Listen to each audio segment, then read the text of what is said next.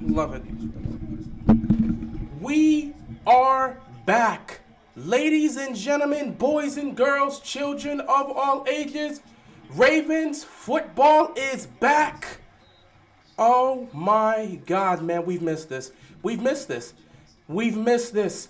Ravens offense coming on the field. They're going to start the game off. So let's see how this new offense under Todd Monken's going to look. Man, we back at it, guys. We back at it. We back at it. We back at it. And it's great to be back. It's great to be watching Ravens football again. What's going on to everybody in the chat? Seems to be a flag on the play, so I'm guessing there was a holding call on that return. What else is new?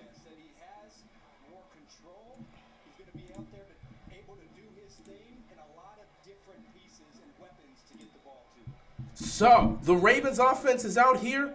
They will start this game off, and we will get a look at Todd Monken's new offense. 1st and 10 here for the Ravens inside their own 10-yard line. 1st and 10, they're going to hand it to J.K. Dobbins. He's going to pick up a couple yards. 2nd down coming up here for the Ravens. Man, oh man, oh man, oh man. The hype for this offense is here. We're very interested in seeing how things will go down here.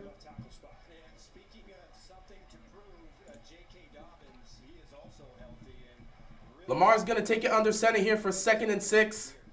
Play fake. Lamar, quick throw. Gets it to Likely. Likely gets his feet taken down. He's going to be about 2 yards short. 3rd down coming up here for the Ravens. So right now, everything seems to be relatively quick for the Ravens. Everything's coming out quick. They're not taking that long to really get set up. Everything's relatively simple, you know, getting back into the mix of things. Getting back to that feeling of playing football again. You know, this offense didn't participate in the preseason. 3rd down and 2. Lamar, under center, looking. Nothing's here. Lamar's going to get sacked. And the Texans defense got to Lamar. He gets sacked. That offensive line has some work to do because that pocket collapsed. Wow. They got to Lamar quickly. Texans defense was able to get Lamar and the offense off the field really quickly to start this off. And the Ravens offense will start off 3 and out.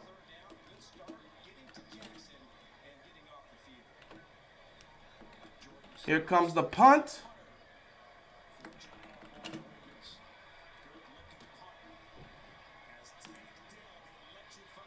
They're going to return this, and they're going to be dropped right on the 40-yard line. 3 and out for the Ravens offense. That's interesting. And here comes the rookie, C.J. Stroud. Cannot lie. That was quick. They got that offense off the field in a hurry.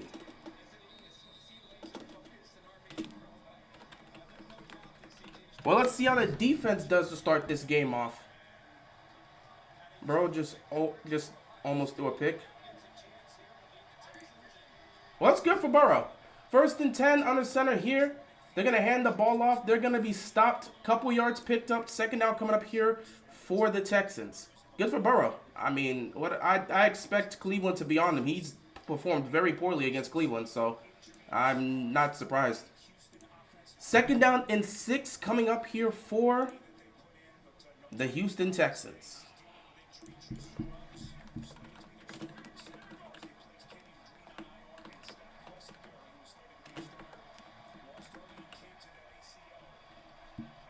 Second and 5. Oh, the ball got tipped in the air, and CJ's the one that caught it. And whew, that would have been nasty. He caught the deflection, and they lost a yard on that one. 3rd down coming up here for the Texans. That was dangerous. That could have been a pick.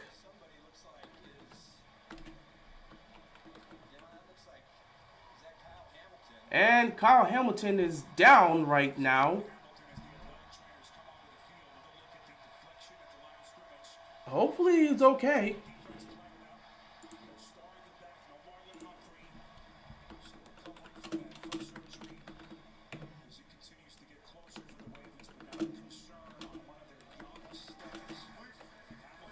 Oh, great. Hamilton's going out the game.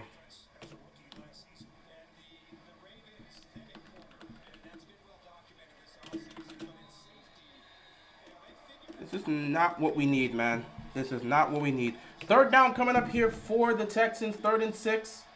This is not what we've needed, man. This is not what we needed. Empty backfield here for CJ. They look like they're sending pressure. CJ gets the ball out quick. And right off the bat, the Texans offense goes 3 and out. Good job by the Ravens defense to get these guys out of here quick and in a hurry.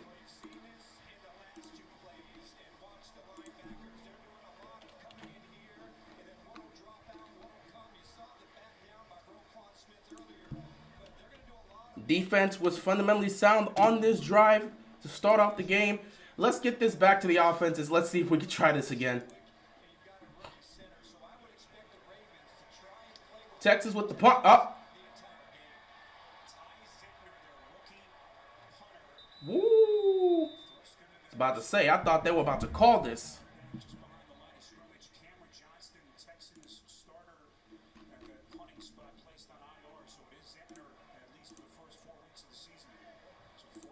They're going to call flag because I'm pretty sure he ran into the kicker. He ran into the kicker, so they're probably going to call it here.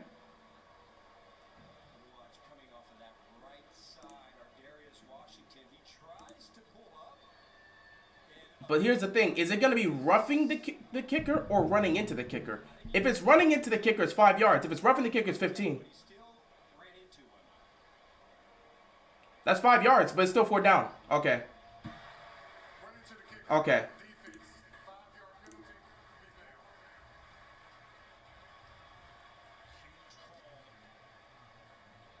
That might put the Texans offense back on the field. That might legitimately put the Texans offense back on the field to attempt this. That's one of those things that's tough, but he already kicked it up in the air afterwards. So now it's a 4th and 1 situation. You know they're going to run this ball. And now you got to look at the Ravens defense. Can they get a stop here? What's going on, Nicholas? How you doing, man? Appreciate you stopping by. But now they got to get a stop here.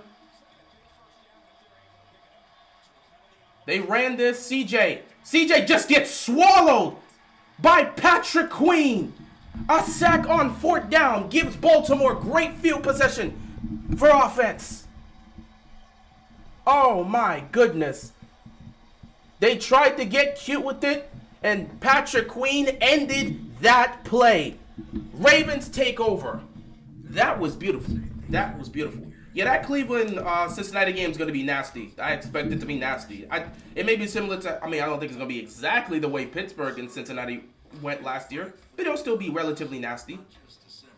That's what I expect from it. It is what it is.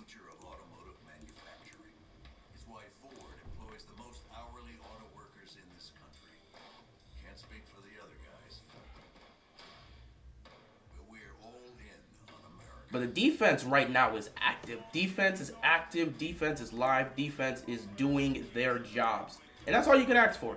Defense doing their job is exactly what you want to see. Defense is doing their job early on in this game. Your paint is really bad. What? Is it the best coffee I've ever had? Should've used Bear. Sorry, Bear. No, I said should've used Bear. Today, let's paint. Right now, get America's most trusted paint brand at any low price. Bear. Yeah, this defense is already engaged right now. Defense is making plays. That was beautiful for Patrick Queen. That's big for him. You know, you want to see more from Patrick Queen, and he starts off the season getting a sack. That's exactly what you want to see if you're a Ravens fan. Defense coming out here, giving the Ravens offense great field possession. So let's see if this offense can go out there and execute. You know, still trying to see what happens here. Dallas, I think they got an easy win tonight. There's no such thing as an easy win when it comes to divisional games. There's no such thing as an easy win when it comes to divisional games. You never know how divisional games are going to go. What's going on, Casper? Appreciate you stopping by. Welcome back. Welcome back. But yeah, there's no such thing as an easy win when it comes to divisional games because you just never know how it is. Not to mention, it's week 1 and the Cowboys are always iffy. You never know what you're going to get in week 1. So I'm not going to sit back and if you want to underestimate the Giants, feel free to. But divisional games are never easy. And the Giants are a team that made the playoffs last year, and they do have a great defense. Of course, the Cowboys are a more talented team, but I'm not going to sit here and sit back and say they're about to get an easy win against the Giants. Yeah, Patrick Queen and Roquan Smith are cooking already. This linebacking duo is already out here making plays and doing their job. Second series here for the Ravens offense, looking to get something going. The defense gave them great field position. Let's see if they can take advantage of it here. 1st and 10 for the Ravens offense. Lamar's going to take the snap here. Lamar looking. Nothing's there. Lamar's going to take off. And he's going to pick up about 9 yards. 2nd down coming up here for the Ravens offense.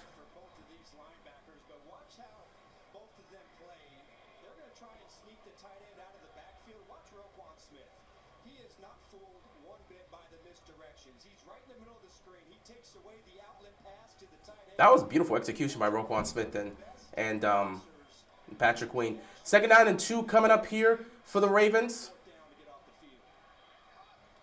Lamar, play fake. Quick throw to Zay Flowers. Zay Flowers is going to pick up about a yard. 3rd down coming up here for the Ravens offense.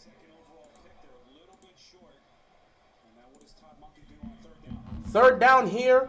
Getting themselves relatively, going. Going quick here. Hurry up offense. 3rd and 1. Gets it to Zay Flowers. Zay Flowers. Oh, Zay Flowers, what a move. Zay Flowers breaking some ankles as he's picking up the 1st down. 1st down here for the Ravens offense. A lot of quick throws here. Just getting the ball in the hands of these receivers. That's what you want to see. That's what you hope to see. Some quick throws. Obviously, you expected them to try and get this rookie involved early on, and that's exactly what they're looking to do. 1st down here for the Ravens. Lamar's going to take this under center here.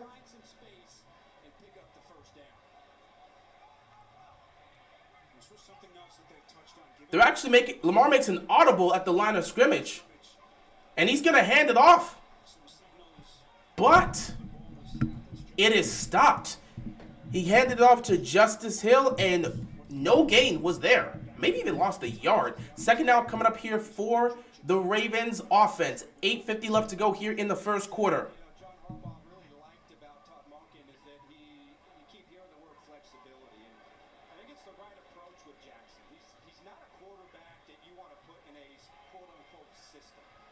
Second and 10 coming up here for the Ravens. They're inside the red zone. There's a jump somewhere. That's a false start. Yep.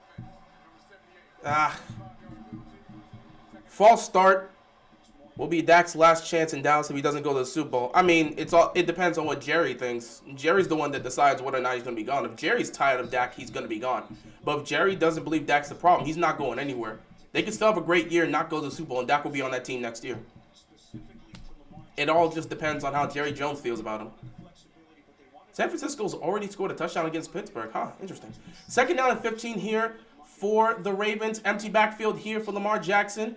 He's going to take the snap. Looking, rolling. Throws. It is caught by Rashad Bateman, who comes back to make the catch. 3rd down coming up here for the Ravens. Right now the offense is trying to get themselves adjusted, trying to get themselves adapted here.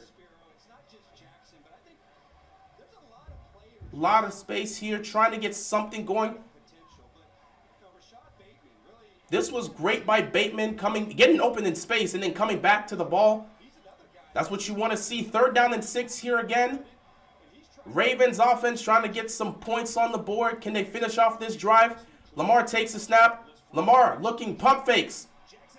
And he throws a pick. That is an interception by Lamar Jackson. He tries to force the ball and he gets picked off. That is not how you want to start things off.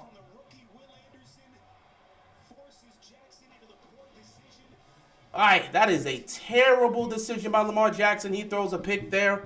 And the Texans take over. No points for the Ravens here. That was a terrible decision by Lamar Jackson. Trying to force the throw here. He tried to get it to Zay. Zay is getting pushed by the Texans defense. And Lamar gets a turnover to to end this drive here. Terrible. Right now the offense is trying to get their foot in the door.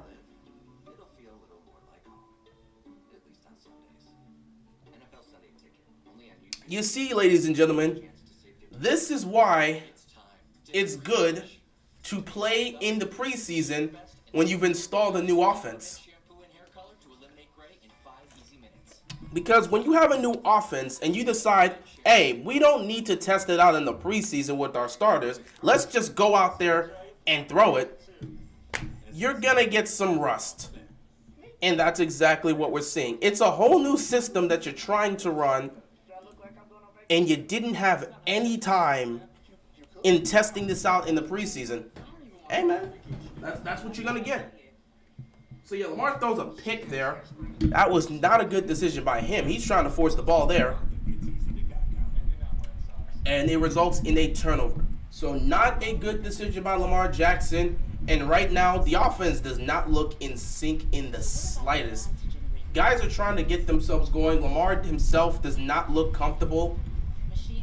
Yeah, it's going to take some time. You would hope that they can get themselves together as the game goes on. But yeah, right now they do not look in sync. They do not look like the communication is fully there. And boy, there is some rust. There is definitely some rust. You're not seeing a lot from this Ravens offense here. They're going to have to get themselves together as the game goes on. What's going on, Menace? Appreciate you stopping by. Yep, football is here. But yeah, right now the offense itself has got to get themselves together. They are out of sync.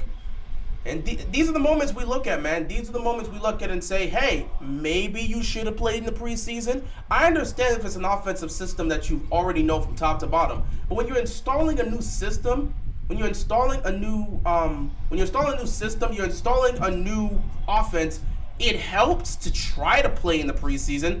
Why? Because if you're playing in the preseason, you give yourself an opportunity to see how these guys play in live action.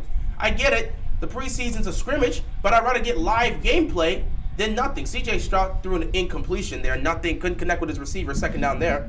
Man, we need to lock in. It's not about locking in. It's about getting the rust off. These guys you got multiple guys coming back from injury. Guys that have not really played with each other the first time they're playing with each other in offense. And, oh, by the way, it's an entirely new offensive scheme that you're trying to run. So you have a new offensive scheme. You have an offensive line that has little to no action. What do you expect? So let's point this out. You got a new offensive scheme that you haven't tested out yet. You have an offensive line that is adjusting to this new scheme that hasn't had any live game action together. Nice run here, puts them in third and manageable. And then you're getting a bunch of players that are coming back from injury, including Lamar himself. Yeah, maybe you play your guys in the preseason. I'm just saying, maybe you play them in the preseason. You know, some people, I get the idea of like, oh, we don't want these guys to get hurt. We don't want to deal with injuries. But guys, you're running an entirely new system. It helps if you go out there and give these guys some snaps. Injuries are part of the game. It's going to happen whether you believe so or not. Just because you don't play in the preseason does not mean you automatically are immune from injuries. So you have a whole new offensive scheme that you have not gotten to run yet, and these are some of the things you're going to deal with. Third down and 3. What just happened? Timeout by the Texans.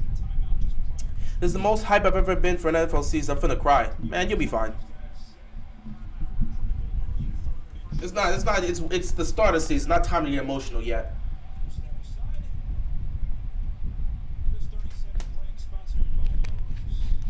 Third down and 3 here for the Texans offense. But yeah, like I said, guys, when it came up, when the conversation came up, I said I wouldn't mind giving these guys snaps because you're playing a new offensive scheme. That's my thing. If you're gonna play a new offensive scheme, it helps to get these guys some preseason snaps. Yes, practice. They got you got the what's it called? The scrimmages, the combined scrimmages with other teams. I get that. It helps. It helps. 3rd down and 3. CJ Stroud somehow stays alive and picks up the 1st down. That should have been a sack. A flag's on the play, though. So it may be holding. That should have been a sack. That should have been a sack by Clowney, but he just missed them. However, a holding call will be put up here, but it's on the offense. Holding on the offense, they'll take them back. But Clowney should have had a sack right there. He got to CJ Stroud cleanly and just couldn't make the stop. Texas rebuild looks kind of trash to me. Bill O'Brien really ruined that entire franchise. I mean, we're just starting to see it. They just drafted a rookie quarterback. You can't make that assumption based on what? 6 minutes of football? They just got started. You brought in a whole new quarterback that you don't even know what he's going to be able to do. Calvin Ridley's already scoring. You know him. Calvin Ridley's already got a receiving touchdown. Him and Trevor Lawrence are going to have an amazing year.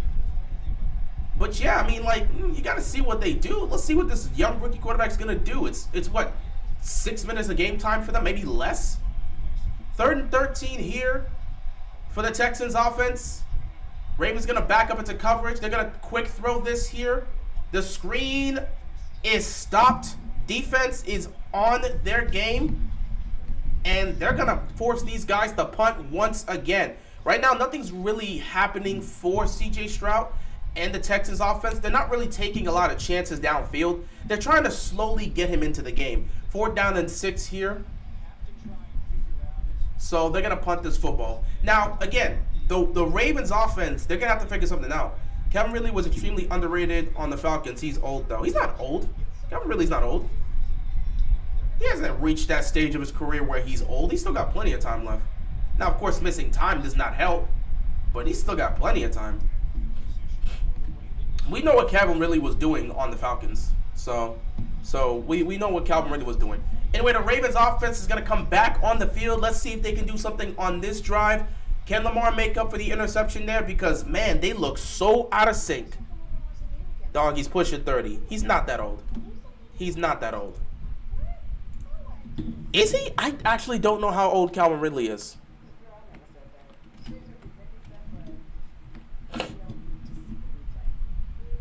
He's 28. Guys, stop this. He's pushing. He's 28 years old. He's not old. He is not old. If he was past 30, sure. But a 28-year-old receiver is not old. We're not talking about a running back here. We're talking about a receiver. A 28-year-old receiver is not old.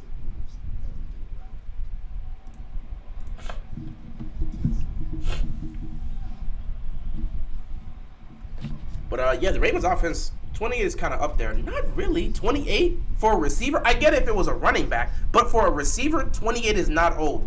For a receiver who's been in the league for multiple years, that's not old. I get it. If you're talking about a receiver that's drafted at like 27, 28, yeah, I would sit back and say the argument is old because he's just getting his career started. But Calvin Ridley's been in the league since what?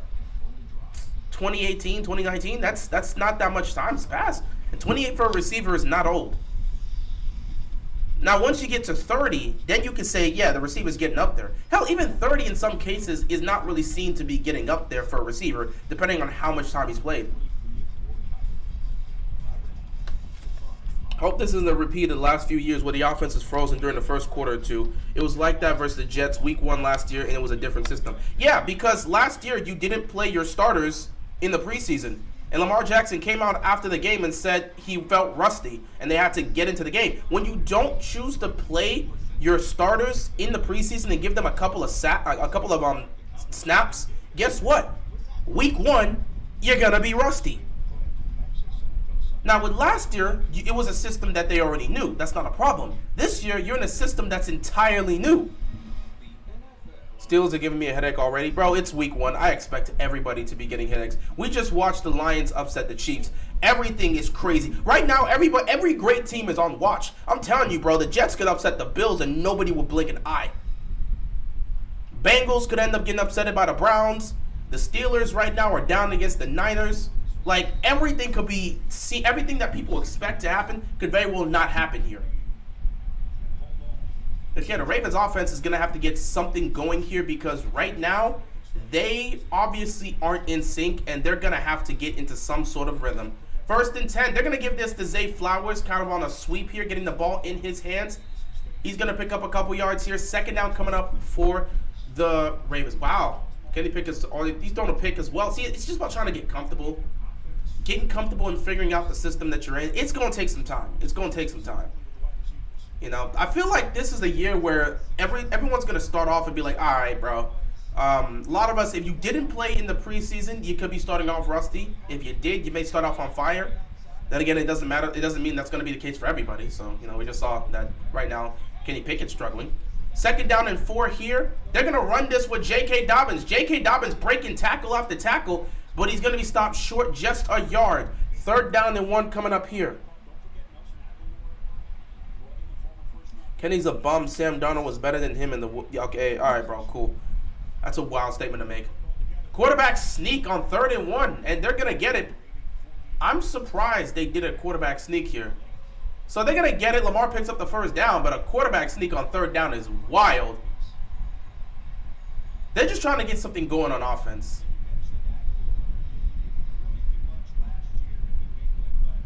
But yeah, they picked up the quarterback sneak here. 1st down for the Ravens. It's going to take some time for them to get into a level of rhythm because, again, these guys have not played in so long, which is why, hey, argument can be made. They probably should have played in the preseason, just saying. Lamar Jackson, looking, rolling. Nobody's open. He's going to have to take off. He almost gets stripped, but he's going to pick up a 1st down.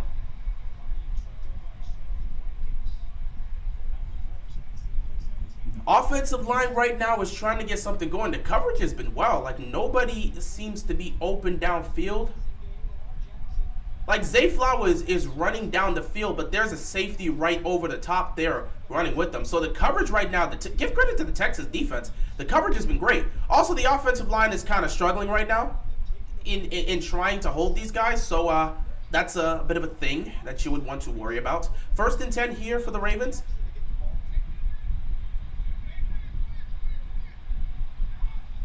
They barely got that off.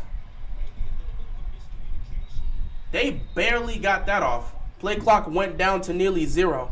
What's going on, Go Man? Appreciate you stopping by. We are definitely back. The Texans defense is actually underrated. Yeah, they invested into the defense. Flag on the play here. Are they going to say, what's this going to be? Is this going to be delayed a game? Illegal motion by the offense. Man, the Ravens right now look like this is why I say you have to play in the preseason sometimes. In certain situations, you got to play in the preseason. This is one of those situations. You have a brand new offense that you're executing. A brand new offense, an entirely different scheme. Yeah, you're going to want to run something here. And just look, Lamar's going to have to dump this off here, but J.K. Dobbins keeps his feet and nearly picks up the 1st down. This offensive line looks like a mess. What sucks is that no one talks about Derek Sting. I mean, true.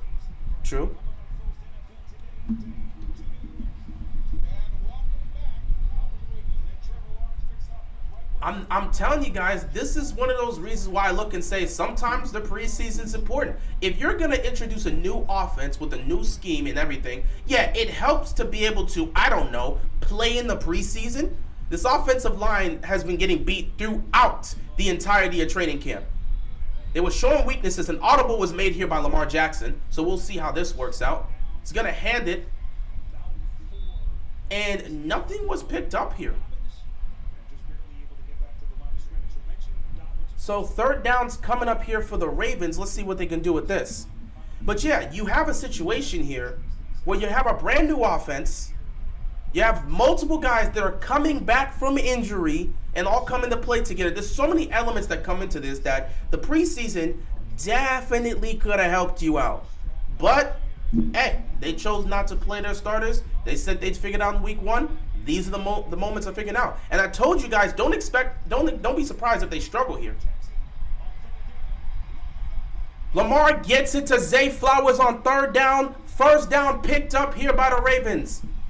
Beautiful throw and catch by Zay Flowers to pick up the first down. That is one of those plays we have to see.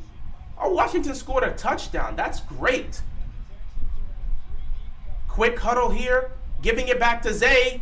They're using Zay Flowers a lot here. Second down coming up here for the Ravens. A flag's on the play.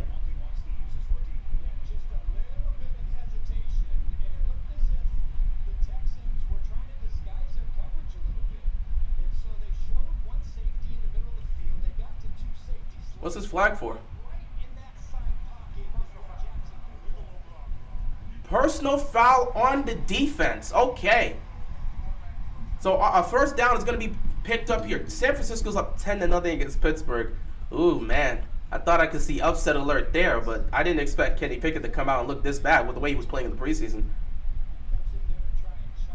Yeah, they still got time. The Steelers are... I did say this, if the Steelers keep it a low-scoring game, they'd win that one. But if it becomes a huge scoring fest, they're not going to.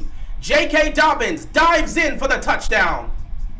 And the Ravens finally put points on the board.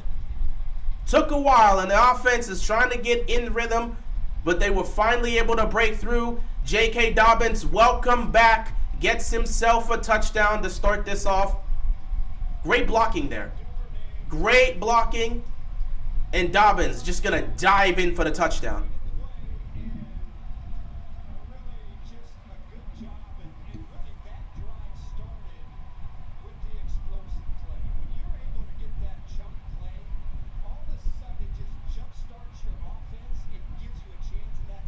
Extra point coming up here for Tucker. You know he doesn't miss those. So the Ravens finally get on the board. Takes 3 drives, but they finally get on the board here. Anthony Richardson got a rushing touchdown. Shout out to him.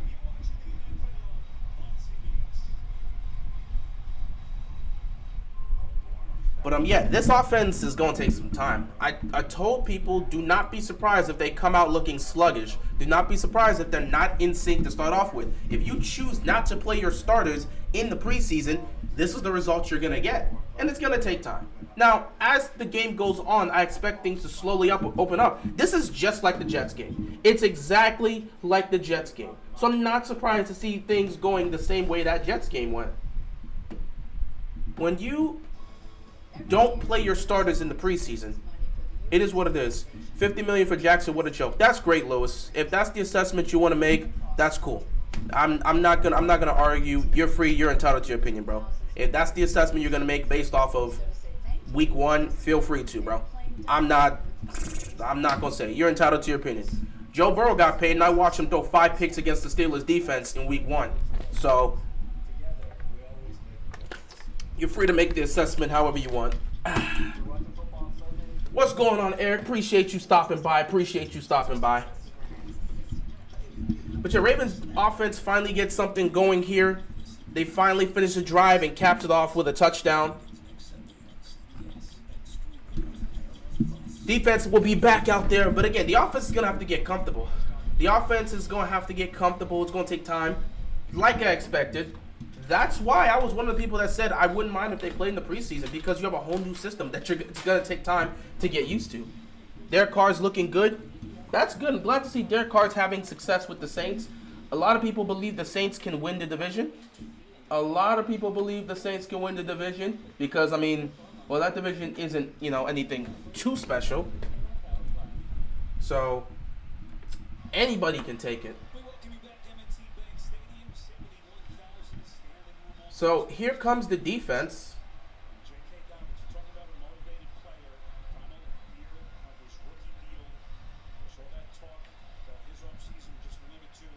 Tucker's still deadly, I see. I mean, it's Justin Tucker.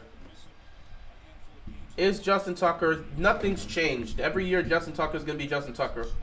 When all of a sudden he can't be Justin Tucker anymore, he'll probably consider retirement. But Justin Tucker, he is what he is.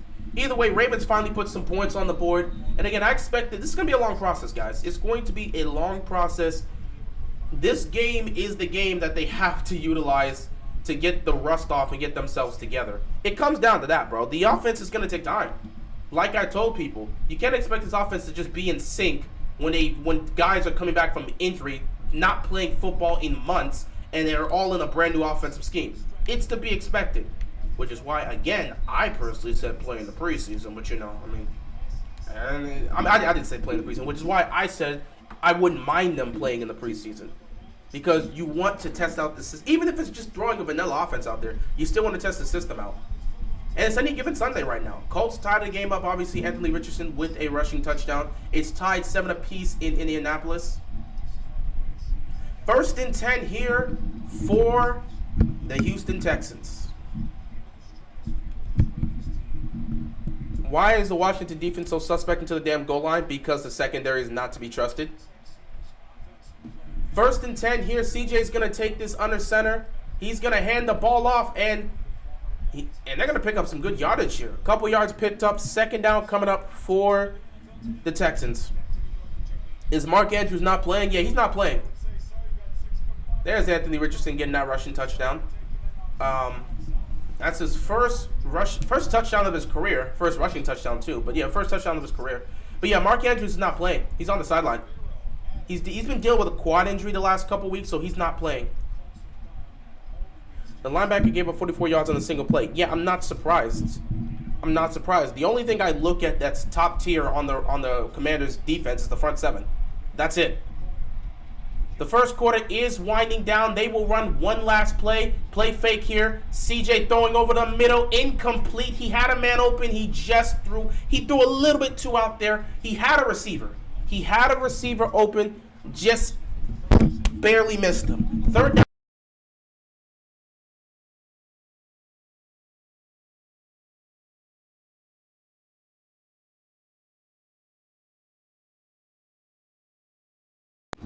Third down and 7 here for the Texans.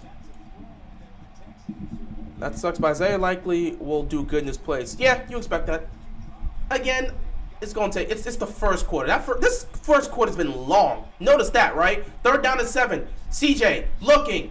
He's going to toss it up here, and nothing's going to be made. Once again, another 3 and out for the Texans offense. CJ is trying to get things going, and that will end the first quarter. Defense is doing their job. Offense was able to put some points on the board, and the first quarter is somehow over. Noticing that now that we're not really killing the clock the way we were in the past, the game is going to be a lot longer because this is the end of the first quarter. Trust me, the first quarter should end in like 10, maybe 15 minutes ago in real time if we were running our offenses of previous years. But that's not the case here. Our corner's looking good, though. Again, I'm not watching the game, so I don't exactly know what's happening there. But again, I've said the best aspect of the Commanders' defense is their front 7. The aspect that I usually look at and say is suspect or trying to get themselves going is the secondary. I still have questions about the secondary. They've added pieces there to improve it, so I hope it's working out. But I still have some questions about the secondary, and I've never been fully comfortable with the linebacking core. But I know it's not bad, but I've never felt fully comfortable with the Commanders' linebacking core. That's how it is for me. So 1 quarter of football down here. Ravens up 7-0. That was clearly a first quarter to get the rust off. You expect to see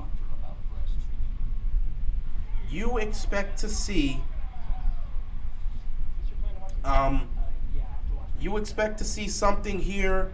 Or you expect to see them ramp it up a little bit more as the game goes on, or at least get a little bit more comfortable as the game goes on.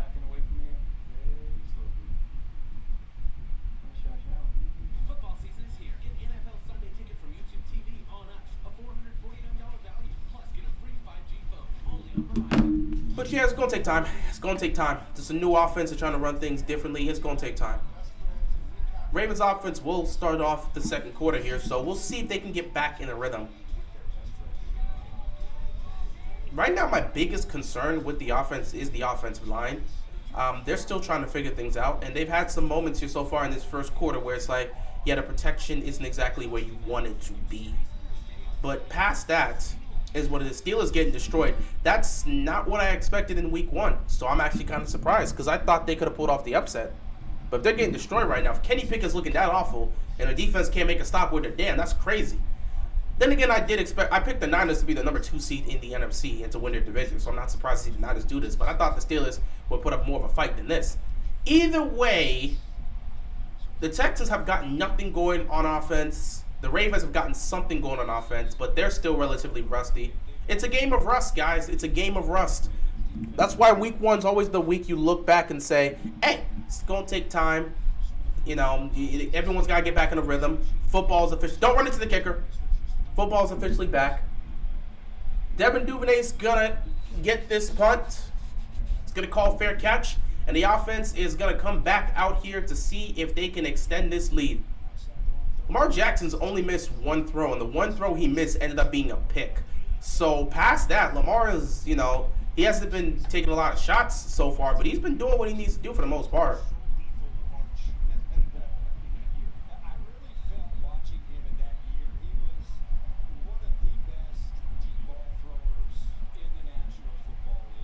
First and 10 here for the Ravens. Let's see what they can do on this drive here.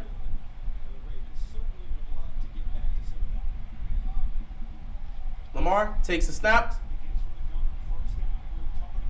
Floats it. I don't know where he passed interference because it looked like he was trying to go to Odell, but nothing was happening there. Odell got completely pushed. So pass interference is going to happen. Do you think Lamar Jackson has a great chance at MVP this season? I guess, but I personally don't care. Brock Purdy's the future. We'll see. We'll see. I mean, bye-bye Mike Tomlin winning season. You really want to say that about the Steelers in week 1, Nicholas? Knowing what we've seen from the Steelers in the past, you want to say that in week 1? Not sure you want to say that, buddy. Knowing the Steelers, even if they don't make the playoffs, knowing the Steelers and who the Steelers are, you want to say they're not going to have a winning season? Good luck with that. 9-8 still a winning season. First and 10 here. They're going to hand this ball off to Dobbins. Dobbins is going to pick up a couple yards. He's going to be stopped there. Second down coming up for the Ravens. Hopkins has 2 catches for 24 yards in the first quarter. It's getting back. He's coming back from injury. A lot of guys that are coming back from injury, I don't expect them to just go off. Like, it's going to take time. I don't expect them to just automatically go off. That's just kind of, it's actually a bit too much to assume that a guy that's coming off of an injury and hasn't played football in months is all of a sudden going to just straight up come out here and just ball out immediately. Second down and 8. Lamar, quick throw, gets it to Dobbins. Dobbins picks up a couple yards. Third down coming up here, but a flag is on the play. What's the flag for? This might be on the Ravens offense. Or was there a hold on the defense here? Illegal hands to face on Stanley. Illegal hands to the face on Ronnie Stanley. What? Oh, yeah. Come on, Ronnie. Come on, Ron. Look at this offensive line. They are starting to struggle a little. I'm telling you guys, the offensive line is the biggest aspect right now that I have concerns with, other than the secondary. But the offensive line is really my biggest concern because none of these guys have been playing well. They haven't really played well much throughout practice, throughout training camp, throughout the preseason. And right now, this pass rush, or this front 7 of the Texans has been putting the pressure on these guys. Second and 18. Lamar has time. He's going to throw. He gets it to Rashad Bateman. Rashad Bateman tries to split the 2 defenders. Picks up a good chunk of yards. Third down coming up here. Makes this 3rd down and 10. Let's see if the Ravens can convert here. Arizona got a field goal. That's nice. That's nice. So Washington's up 7-3. 3rd down and 10 here for the Ravens. You know, even if they don't pick up the first down, if they do pick up a good couple of yards, you're already somewhat in Tucker's field goal range. So, you know, if you don't get it, you could still attempt a kick here. 3rd down and 10. They're blitzing. Lamar. Incomplete. This offensive line, there was nothing you could do there. That was a clear blitz. And the Ravens are going to have to punt here. Look at that. Derrick Henry ends the first quarter with 6 carries for 40 yards. What the? Look at the offensive line. Bro, literally the right guard did not block anybody. Wow, the right guard looked so confused on this replay. Bro, what happened? Like, two of our offensive linemen didn't block anybody. And it forced Justice Hill to have to block the middle instead of blocking the edge where the pressure came from. Yo, this is wild. This offensive line needs help. This is the biggest aspect of my concerns, ladies and gentlemen, and I've said this. The offensive line, they have not looked great throughout practice, throughout training camp. They have not looked great in the preseason games, and right now they are getting bullied. They've been getting bullied all summer. People better hope Chiefs don't follow the same fate as the Rams last year. I don't expect that to be the case, and the Rams would actually, no, I don't expect that to be the case. The Rams were kind of different because injuries started to pile up, but I mean, it is what it is. I mean, then again, the same could happen with the Chiefs, but we don't know. But yeah, right now, this is disgusting. The offensive line is giving... Once again, it's another year we look at the offensive line and think to ourselves, what is just happening here? I mean, you got to give some chance to do something. And right now, the offensive line is doing nothing. The offensive line is doing Lamar no favors. And it's showcasing. It's clearly showing itself.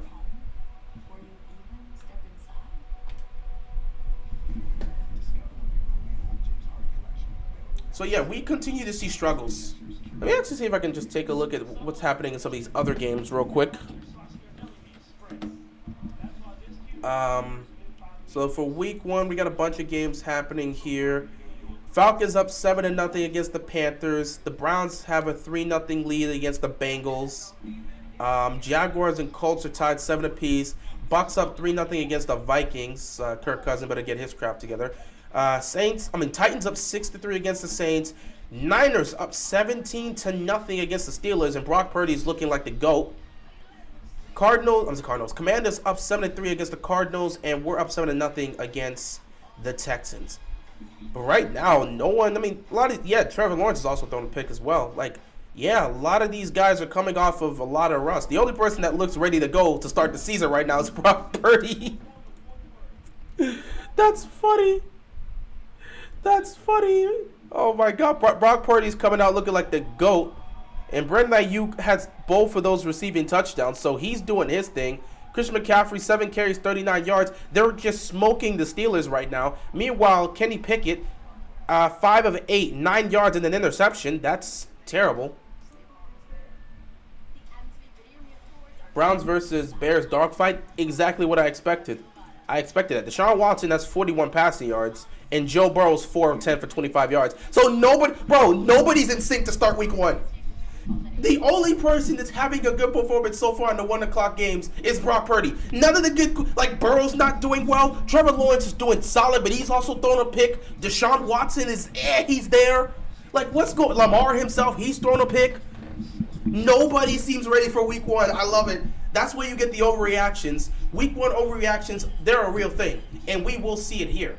1st and 10 for the Texans offense. C.J. Stroud will take this under center. He's going to hand this ball off, and they get a good run out of this. They're going to pick up about 5 yards. 2nd down coming up here for the Texans.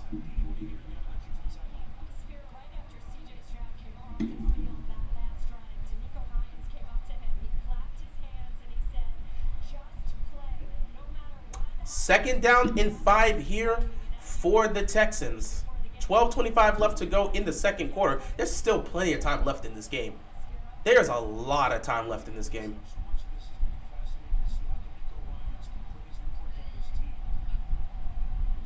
Play fake here. CJ looking. He's going to take off. He's going to get stopped short of a 1st down. 3rd down coming up here for the Titans. Is Ronnie Stanley washed? Question could be made. It's week 1. We need to chill. As long as we get the dub and Steelers and Bengals lose. Over the middle. Great catch right there. 1st down picked up by the Texans. Yeah, we need to, as long as we get the dub and the Steelers and Bengals lose. I guess. But, in terms of as long as Steelers and Bengals lose, Whether they win or lose, that doesn't affect. I mean, again, we face off against Cincinnati week 2. It'd be cool to force them to start 0-2, but I'm not really worried about week 2. I'm worried about now. And then in terms of it's week 1, absolutely, of course it's week 1. But you know how it is. We always do the week 1 overreactions. That's what we always do when it comes to football. Week 1 overreactions. Whether your team comes out and plays like a baller, your team comes out and looks like trash, week 1 overreactions, they're a real thing. The Texans are starting to get in the rhythm here offensively. The running game's starting to be more effective. Running game's starting to be more effective here. Still don't really understand why the Cowboys wanted Trey Lance. I mean, it's nice to have a great backup. I don't think their previous backup was going. I don't think they were planning to bring him back, or he wasn't planning to stay. Like Cooper Rush, I don't know if he was going to stay or not. 2nd down and 5 here for the Texans. They're trying to put together a nice drive here. Things are going well for them. Here comes the blitz. CJ's running for his life. He's got to throw the ball away. And he almost gets picked off. That is a young quarterback trying to make a wild play. A collision happened there. He can't make that play. He can't make that play at that time. I'm not saying that you shouldn't try to look to extend the play, but you can't throw into it was nearly double coverage. CJ at this point, he's running, he's rolling, just run out of bounds. Just run out of bounds. He was trying to make one of those crazy plays, but you have defenders coming all over the place. That's just a dangerous throw. That's a dangerous throw by CJ. If I'm Baltimore, I'm probably blitzing here on 3rd down. The play clock is winding down for the Texans. They're going to have to call a timeout here. That's their 2nd timeout. Imagine being the number 3 pick, then 2 years later you're a backup. Things happen. Not every first-round pick's going to work out. He hasn't. First of all, he was there to back up Jimmy Garoppolo. And then, eventually it was supposed to be his time to go. Once Jimmy got hurt, it was his time to go, and then he got hurt. And since then, we haven't seen him. The thing about it is we haven't seen a lot of Trey Lance playing. So we don't know what we have in him. And then the emergence of Brock Purdy happened. So it's like, well, do you even need to keep this guy? We found the gem in Brock Purdy. There's no point in keeping Trey Lance. So he's barely played. He's barely had any NFL action. He's played, what, maybe 2-3 games? How many games has Trey Lance played in his career? So when you have a situation like that, then you all of a sudden have this late-round guy that all of a sudden emerges to be a good quarterback, and he's helping lead your team in the postseason. Why would you go back to that first-round pick? Things happen. 3rd down and 5 here. Ravens defense may look to bring some pressure. Empty backfield here for CJ. CJ's going to take this. Looking. He's going to roll. He's going to fire. It is caught. 1st down picked up by the Texans. He goes to Woods. Trey Lance low-key being treated like Josh Rosen. Yeah, things happen. I mean, I don't know if Trey Lance will get another chance. I do not know if he'll get another chance. I will say this. The protection for the Texans offense, the protection so far for the Texans has been relatively good. I mean, look at this offensive line. Look at that block. If that block isn't made, CJ doesn't have a chance to make that play. 1st down picked up. Texans are moving the ball. This is a great drive here. So, yeah, Arizona gets the field goal. It's a 7-6 game between them and the Commanders. Play fake here. It's going to roll here. Gets it to his tight end. Picks up a couple yards. Second down here. Jordan Addison touchdown. That's great to see. The rookie's already making plays for the Vikings, as to be expected. Nobody in week 1 right now. Well, other than, again, the Niners are the only ones that seem like they're ready to go. Everybody else is struggling offensively. I'm telling you, bro, when you're gone from football for that long, there's going to be some struggles. The best part about this is there's still a second half of football that's left to play. And I know as the Ravens continue to play, they're going to get in some level of a rhythm. And that's all that matters here, to get into some level of a rhythm. 2nd down here. You want this to be a quick throw, but there was nothing there. The play got blown up because Odafe Owe was already there, ready to make a play. So CJ wanted to throw, but Odafe Owe was right there ready to bat it down. He just had to take off. Wow, that was beautiful. Beautiful play by Jordan Addison. They left him streaking down this. They really left him wide open streaking down the seam. How the hell did that happen? But finally, the Vikings do something. I mean, they're picking to win the division. They better be doing something. 3rd down and 4 here. Ravens defense trying to get these guys off the field. Trying to get the ball back. The play clock again. The Texans have to use their final timeout because they're not getting lined up in time. They're not getting lined up quick. They're not getting lined up fast. They're just not doing a lot. I mean, the crowd's been loud there, but you can't allow the play clock to be running down multiple times, and now you've used all 3 of your timeouts. So somehow Houston gets this ball back. I don't know what to tell you. Brock Purdy's is better than Joe Burrow and Patrick Mahomes. Oh, yeah, Brock Purdy's the GOAT, no question. We all know that.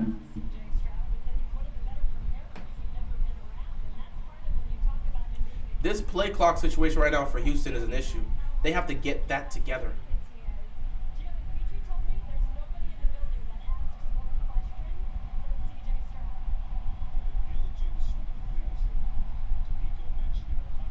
Third down and 4 here for the Texans.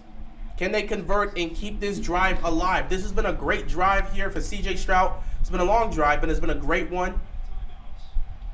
Houston has no timeout, so if they get another delay, if the clock runs down to 0 again, it's just going to be delay a game for them. They can't stop the clock now.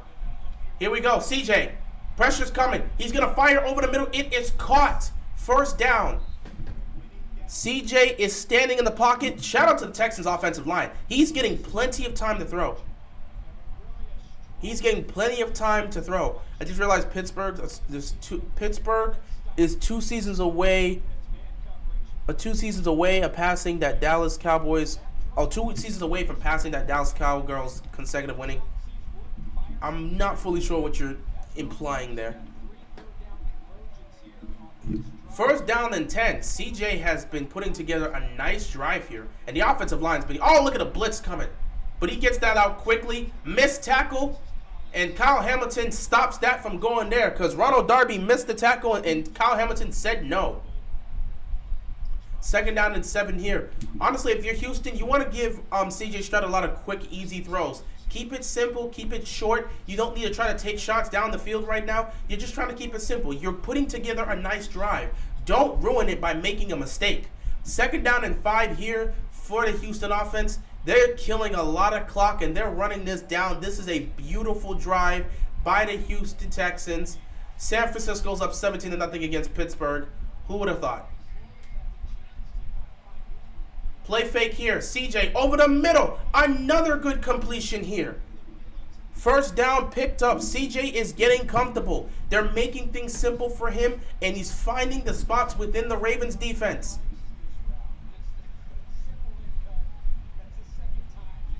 Like, CJ is finding the spots within the zone here and putting the ball where it needs to be. That is a great throw. That's one of the best throws he's made today. He was decisive, and he put it right where he needed to put it. 1st and 10 for the Texans. They can at least come away with a field goal as long as they do not turn this ball over. CJ's going to be under center here. He's going to hand the ball off here. They're going to pick up a yard here, but what a tackle right there by the defense. TJ Watt making plays already, as to be expected. The dangerous Steelers defense. Hey, man, it's a tale of 2 halves. I'm a tale of 2 halves. It's a tale of 2 years.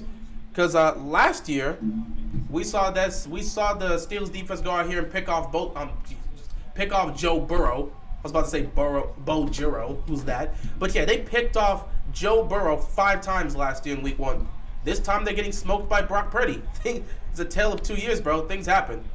But it's week 1, so we'll have overreactions. At the end of the day, the Steelers are still the Steelers. I don't think a week 1 loss is going to define the season.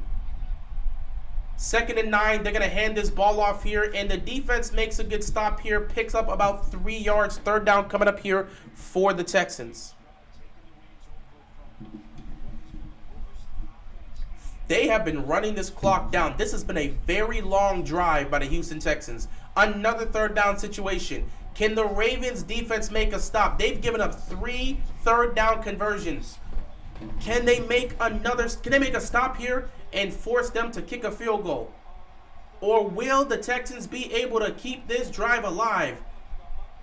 CJ has gotten himself comfortable, and we see him making plays here. They're not forcing anything. Here comes a blitz. He's going to have to throw it quickly. Nothing's going to be made here. The Ravens defense, they swarm. They swarm, and it's over.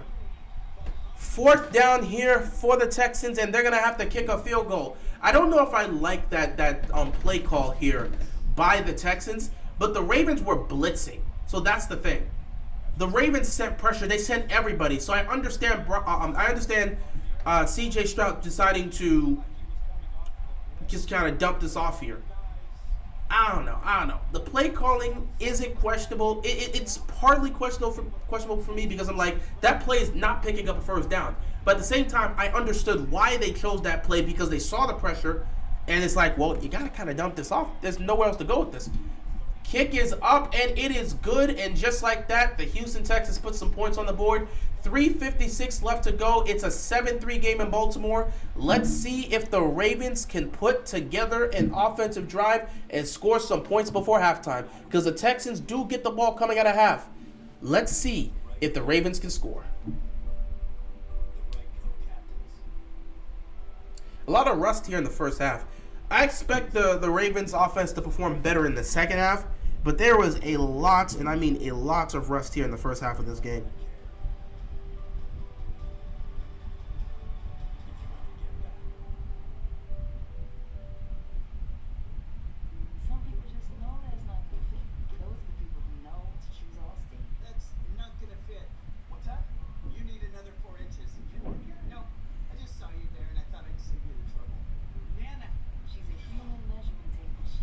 It's been a great game. I mean, it's been an interesting game so far.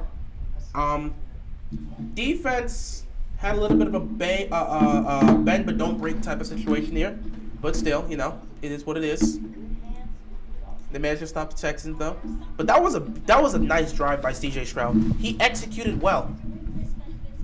Okay, let's look at some of the scores. Panthers tied the game up. Bryce Young gets his first touchdown of his career. It's a 7-7 game between the Panthers and Falcons. The Bengals have done absolutely nothing on offense, and the Browns have put up a field goal. So I don't know what to tell you. The best players coming out to start off the season ain't looking good. The Jaguars and Colts are tied 7 apiece, but the Jaguars are in the red zone. Can they find a way to convert and get a touchdown, or will they have to settle for a field goal? Vikings up 7-3 with that passing touchdown from Kirk Cousins to Jordan Addison. Justin Jefferson, 3 catches, 63 yards as expected.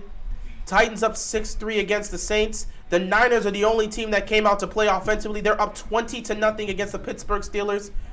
Kenny Pickett has done absolutely nothing. 5 of 8, 9 yards and an interception. He's looked awful.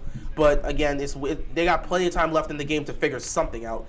Cardinals have the ball. It's a 7-6 game. Sam Howell's thrown a pick, but a touchdown as well. And then the Ravens are up 7-3 against the Texans. But we're gonna see how things go here. There was a fumble that happened in the Commanders game, I believe, but I don't know who fumbled. Because in terms of the fumble, Simple's talking about the game between the Commanders and the Cardinals. So I'm guessing the Commanders offense fumbled. I don't know who fumbled on the Commanders offense, but I'm guessing someone fumbled there because I think the Cardinals have the ball right now. Yeah, the Cardinals have the ball. Someone fumbled for the Commanders, and the Cardinals have the football. So we're going to start off at the 25-yard line. Again, the Ravens offense, they're trying to figure things out, and it's going to take time. I don't think this offense is going to immediately get things going right off the bat. We're going to have to see them slowly ease their way in to getting some level of comfortable feeling. So far, the passing game has been, it's been there. Nothing special's happened in the passing game other than that one throw from Lamar Jackson to Zay Flowers. But other than that, nothing huge has happened in the passing game, and the offense, again, is trying to put things together slowly. 1st and 10 here. Lamar going to take the snap. He's going to hand it off to J.K. Dobbins. J.K. Dobbins got a nice hole, but got a couple yards picked up here. He kind of slipped. Shout out to the Texans defense. I think the Texans defense right now, they're showcasing that they've made some improvements they've added to there. And the pressure they put on Lamar Jackson, it's been there. That pick was literally a huge change, a huge shift in momentum for them. So you're looking at the Texans. They've kept this relatively close heading into halftime. As long as they don't give up a touchdown to the Ravens offense here, they will be fine because they get the ball coming out of halftime. So Baltimore's going to want to look to put some points up here. 2nd and 6. Look at this pressure again. Lamar's going to have to take off.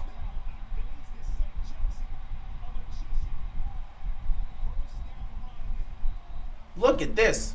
They're just getting guys free releasing to Lamar. Lamar almost got smoked there again. Let me see this. Look at the offensive line again. Bro, if we don't have Lamar Jackson, we're just cooked half the time. Look at this. He's got to take off again because the right guard is not blocking. Lamar, looking, pressure. He's just got to get rid of it. Oh, my God. This offensive line has to get it together. They got to get it together. Lamar can't get comfortable at all to look down the field. This offensive line is doing nothing well. Lamar 7 of 10 for 60 yards. He's trying to get something going, but this line, they're struggling to block. I keep looking at the right guard position, and he continues to fail to block somebody. Can the line please block somebody? Again, Lamar's got to take off, and he's going to be stopped. Nothing is... Look, he's got no time to throw. Bro, can somebody block? Can somebody please block and give this man a chance to throw? Holy crap. Can somebody block? There's nothing here, bro. Can somebody block? I don't even trust this 3rd down and 9. I don't trust this 3rd down and 9 because I don't even know if Lamar's going to get time to throw. Oh, my God. Can somebody block? We're going to have to go talk to these boys during halftime because this line's doing nothing. They're sending pressure again. Lamar, before he can even do anything, gets hit. What is the O-line doing? What the hell? Kevin Zeitler has missed like 5 times. Where's the block? Look at this. Howard, dude, I get it. I understand if guys are coming off the edge to get to Lamar. Bro, they're coming through the offensive line. You got defenders coming through the offensive line to get to Lamar Jackson. He's getting 0 time to throw. And now there's just a flag. What's the flag for? A false start? Of course. The more things change, the more things stay the same. Y'all really thought we were going to score like 40? Who's y'all? Who the hell is y'all? I literally made a... I don't even know if I saw the video. I literally made a video and told Ravens flock, do not be surprised if this offense comes out here and starts off slow.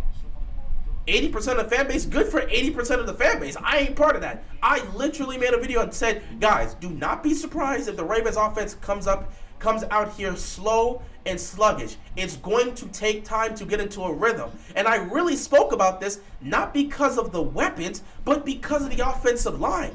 This looks like Greg Roman all over again. It's tough for me to assess if it looks like Greg Roman because Lamar's getting 0 time to throw. So literally the offensive line is just not doing their job. If Lamar has any time to throw, if Lamar has any time to throw, I can get an assessment for this. But he's had no time to throw today. You have defenders literally going through the offensive line. Kevin Zeitler can't block anybody to save his life right now. So every time Lamar drops back to throw, there's a defender in his face. So it's hard for me to assess what to say from Todd Monken's offense. And to say Todd Monken's offense is too gimmicky, I can't assess that because I haven't seen anything yet. It's hard for me to make that assessment because Lamar's getting no protection to do anything. I legitimately cannot make an assessment about how Lamar Jackson is playing and how this offense is looking because he's getting no time to throw. The offensive line is literally doing him no favors. Steelers can't touch Purdy right now. Man's looking like the best quarterback in football. That's a dub. So yeah, things are still relatively safe. Oh, the Jaguars scored a touchdown. Trevor Lawrence getting the 2nd touchdown pass of the day, extending the lead. It's a 14-7 game between the Colts. The Bengals are just trying to figure something out, bro. It's a 3-0 game in Cleveland. The game's tied 7 apiece between the Falcons and Panthers. Buccaneers are able to put... I'm not Buccaneers. The Vikings are able to put up a field goal. They make it a 10-3 game. So shout out to the kicker for doing so. At least we're starting to see things going. And Kirk Cousins got 203 passing yards, so it's nice to see that. Titans Saints is still a 6-3 game. Saints looking like they are trying. They look like it's 4th and 10, so it looks like they're about to kick a field goal to tie this game up. Commanders with the ball in Arizona's territory. We'll see what happens here. And, yeah, nothing's happening in the Texans and Ravens game. Like, seriously. 49ers O-line looks better than ours. I'm not surprised. Their O-line is technically better than ours, so. I'm sorry, but Lamar will never be Brady or Manning past the ball, okay? He doesn't need to be. If coaches know our line can't pass block, then go back to what was working last year. The problem is, Luis, that wasn't working last year. Why do you think they switched offensive coordinators? Go back to working last year. Bro, if your offensive line can't block, you're not going to be effective. You understand, last year nothing was working. So what do you mean go back to what was working last year? It didn't work last year because the offensive line couldn't block. So what are you talking about? They couldn't run the ball consistently because the offensive line wasn't getting anything going. And Lamar was still having to run for his life because the offensive line, you understand, it's not about the system. If your offensive line cannot block, you can't do anything. I don't care what scheme you throw out there. If your offensive line can't block, you're not going to do anything, no matter what happens. It doesn't matter if it's Roman's system, if it's Munkin's system, if it's Andy Reid's system. If you have an offensive line that cannot block, you're not going to do anything. So it's not about going back to what works last year. The offensive line needs to do their job and block. I don't care who it is. I don't care who it is. Dude, you're a bozo. Watch film. If you're smart, our offensive line was one of the best last year. All right, bro, you're clearly trolling. I'm not wasting my time with you. I'm not wasting my time with you. I'm not wasting my time with you. I'm not wasting my time with you. With that, the injury riddle, yeah, I'm not wasting my time with you with that. All right, bro. You clearly trolling. I'm not wasting my time. I'm going to give you. You got it, bro. You got it. I ain't wasting my time with that. If we look like this against the Texans, then I'm very scared. That's a week 1 overreaction. That's literally a week 1 overreaction. The Bengals can't move the ball against Cleveland right now. You think they're going to be worried about what happens in the long run? The Steelers are getting smoked right now. It doesn't mean they're all of a sudden going to look at... Like, nobody in the AFC North is playing well right now. It's week 1. I don't know whose O-line is worse, Washington or Baltimore. I'm going to say Washington. I'm going to say Washington, in all honesty. I've never liked the Commanders' offensive line. I have never liked the Commanders' offensive line. I said that's a big part of why I feel Sam Howell's going to be put in an unfair position, because the Commanders' offensive line has never been good at blocking, and I felt that Sam Howell was going to be running for his life this season because the O-line is not good. That's how I felt about it. So I want to see some improvements there. So Baltimore's not going to do anything with this unless they can get a stop here. Clowney gets a guy down, and Baltimore's going to probably use one of their 3 timeouts to see if they can get the ball back and try to get something going. Houston right now seems to be resolved to running the ball. 3rd down and 7. Ravens call a timeout here because they're looking to get the ball back.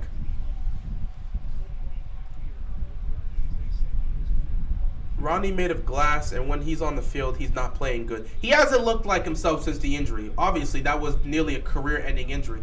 This is going to be a long season if we can't get the offensive line fixed. Oh, yeah, obviously. Obviously. It will be a long season if this O-line continues to play like this. We all know it. We all know it. So, if you got to go and make some switches or get some improvements, you're going to have to do what you got to do. But this offensive line needs to get their crap together. And I told you guys this. When it comes to installing a new system, the one aspect that will be affected more than any aspect of the game is the offensive line. We went from a heavy set system to a spread offense. We went from slow and steady to a fast-paced tempo. The offensive line is going to have to adjust to doing that. Oh, what a good play right there. 1st down. CJ Stroud continues to make plays here. Now if you're Houston, see if you can get to field goal range. If you're Houston, see if you can get into field goal range. Here comes Stroud. Quick throw. Oh! It was nearly picked, but it was caught, and now they're in field goal range. Now they're in field goal range. They can work with this. Houston's going to have a chance to potentially kick a field goal and make it a 1-point game, or even score a touchdown. This was nearly batted down, but it wasn't. And that left the receiver wide open. Woods had a clear road to get himself into Ravens territory. Lamar has like 30 yards passing. Okay. I don't know what you're going to say. Yeah, CJ looks better than Lamar. Well, CJ's had time to throw. Like, what are we talking about here? CJ's had great protection. He's going downfield, can't even connect. Overthrows his receiver. Yeah, when you give a quarterback time to throw, they're going to make the throw because they have time to throw, and the secondary is not going to hold up. When your offensive line is not blocking for you, you're not going to do anything. Can Horn stay healthy? I don't know, man. I don't know.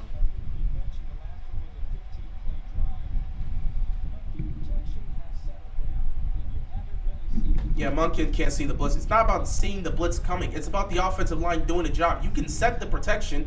I like how you're blaming everybody but the guys that are actually not doing their job. Like, if you're going to cook somebody, shouldn't you cook the guys that are not blocking people? Zeitler has let 3 guys go unblocked. Shouldn't you cook them? Like you're coming after the individuals that aren't on the field actually doing the thing. Like, you're talking about Monken and his system and saying he can't see the blitz coming, and ignoring the fact that Zeitler has whiffed on 3 blocks that has led to a defender getting directly to Lamar Jackson. You're missing Ronnie Stanley. You can see the blitz coming from 80 yards away, but guess what? Doesn't matter if you see it. They see it too. What are the guys doing? Ronnie Stanley is getting penalties. He's holding guys, and he can't block. Zeitler can't block to save his life, and the offensive line looks confused half the time. You're not going to call them out? 3rd and 10, flag. No, because coaches need to adjust their schemes to the player, not the other way around. So you're not going to call the players out for not doing their job. What type of logic is that? No, you got to be trolling. Yes, the coaches can make whatever adjustments. If the player is not doing their job, what can the coach do? If the coach makes the adjustment to run screens to get it to the receiver, the quarterback throws the screen to the receiver and he doesn't make the catch, that's the fault of the offensive coordinator?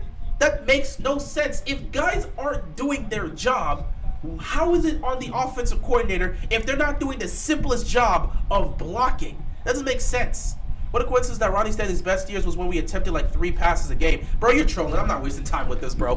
I'm not wasting time. I'm not doing this anymore. It's week 1. Y'all not about to get me in week 1 with this. 3rd down and 15. Stroud gonna loft it up. He had a chance with that receiver. He just overthrew him. He just overthrew him. 4th and 15 here. Are they in field goal range? But there's a flag on the play now. Oh my God. Yeah, Baltimore just doesn't. This is why you should probably play your starters in the preseason.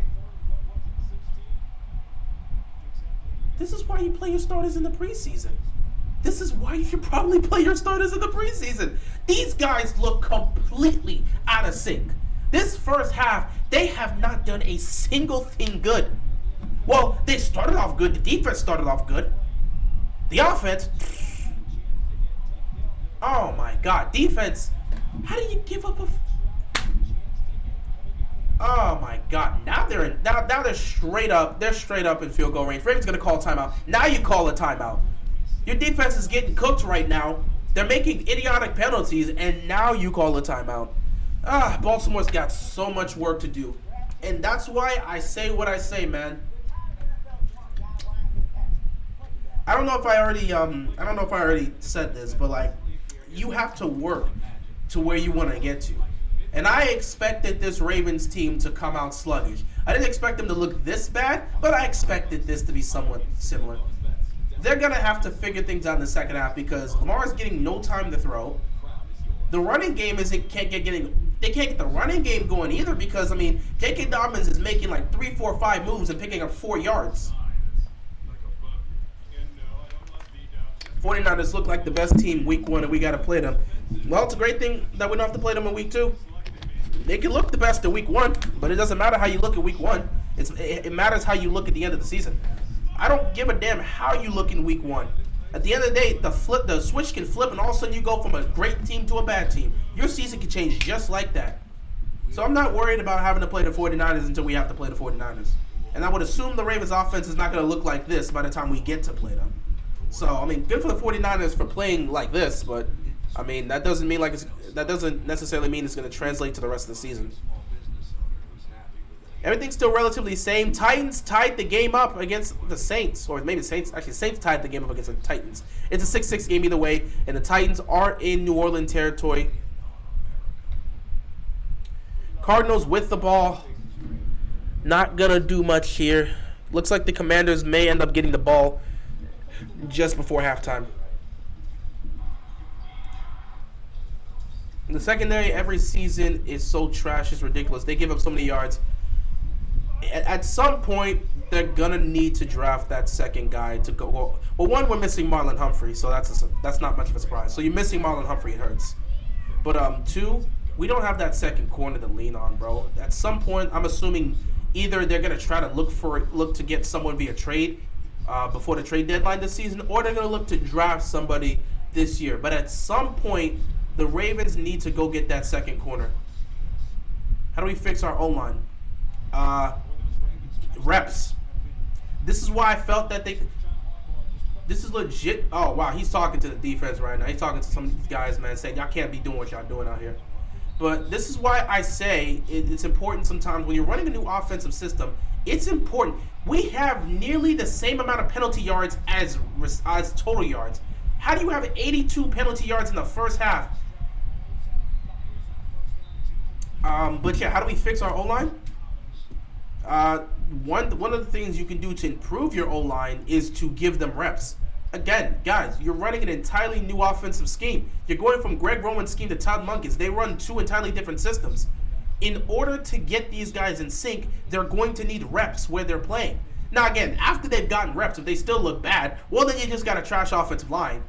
And you look to give other guys opportunities and look to mix and match things here, but necessarily, it's very difficult. It's very difficult to fully assess certain aspects in terms of how the offensive line looks early on. And then when things kind of change up, yeah, you can. 2nd and 10, great catch right there, but he got knocked down. Oh, yeah, I forgot the Texans don't have any timeouts, so they're going to probably have to kick a field goal here. They're going to have to kick a field goal. 4th down, they're going to have to kick a field goal. I completely forgot the Texans don't have a timeout, so they're going to have to kick a field goal here. Honestly, Baltimore's defense got lucky because C.J. Stroud's been getting in a rhythm, and he's finding dudes wide open. You got Brandon Stevens and Ronald Darby and Rocky Sin trying to do things. I'm just like, ugh. Trade Ronnie for a first-round pick and draft someone that actually isn't washed. Yeah, trade Ronnie for a first-round pick right now. Who's going to play left tackle? You don't really have a left tackle to play that position. Who's going to play left tackle? If you want to trade, bro, any type of trades for Ronnie, you're going to have to wait until the offseason. You don't have a left tackle to play right now. Oh, in the offseason? Oh, yeah, make sure to clarify that in the offseason.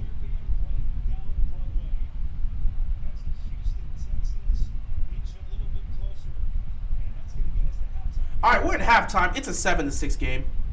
It's a 7-6 game. Nothing has looked good for the Ravens offense, and the Ravens defense, they held them to 6 points, but they're giving up a lot of yards, just like every year. Like I say with the Ravens defense, they're a bend but don't break defense. They're not going to give up a lot of points, but boy, will they give up a lot of yards. And it'll be frustrating when you're sitting back thinking, yo, they can make a stop. They can get the ball back to the offense. Nope. Can't get the ball back to the offense. Cincinnati has not done anything. Again, feel free to overreact, but I mean, nothing's going well for anybody. Joe Burrow is 6 of 14 for 36 yards. Deshaun Watson is 7 of 16 for 56 yards. It's a 3-0 game in Cleveland, and they're heading into halftime like that. Meanwhile, Pittsburgh's getting the crap kicked out of them by the 49ers. So guess what? Nobody in the division is starting off well. It's week 1. Pump the brake, guys. I love week 1 overreactions, but we like to overreact and act like the season is going to be defined by week 1. The season isn't defined by week 1. Nobody offensively is playing well other than the Niners. Browns and Bengals have 3 points between the two of them. The Jaguars look solid. They went into halftime up 14-7. They look solid. The Buccaneers and the Vikings, as much weapons the Vikings have, as many weapons as they have, they only got 10 points. They only got 10 points. Against the Buccaneers, they got 10 points. Titans and Saints have 6 points apiece. The Cardinals just scored a touchdown. Please tell me he didn't throw. What just happened? No. How did the Cardinals score a touchdown, bro? A fumble return for a touchdown? How many times are they going to fumble? The Chiefs' offense didn't look good on Thursday. Nobody has looked good offensively. Clearly, there's a lot of rust for a lot of teams. It's week 1. It's week 1. Cincy always struggles against Cleveland for some reason. Yeah, Cleveland has their number. But Cleveland's also struggling against Cincinnati right now. Every team besides the Niners has looked rusty.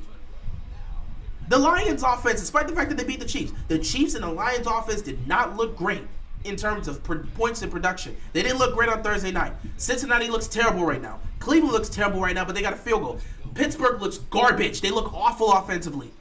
Nobody has looked good offensively other than the Niners. Through one half of football, nobody besides the 49ers has looked great on offense. The second best team offensively has been the Jaguars.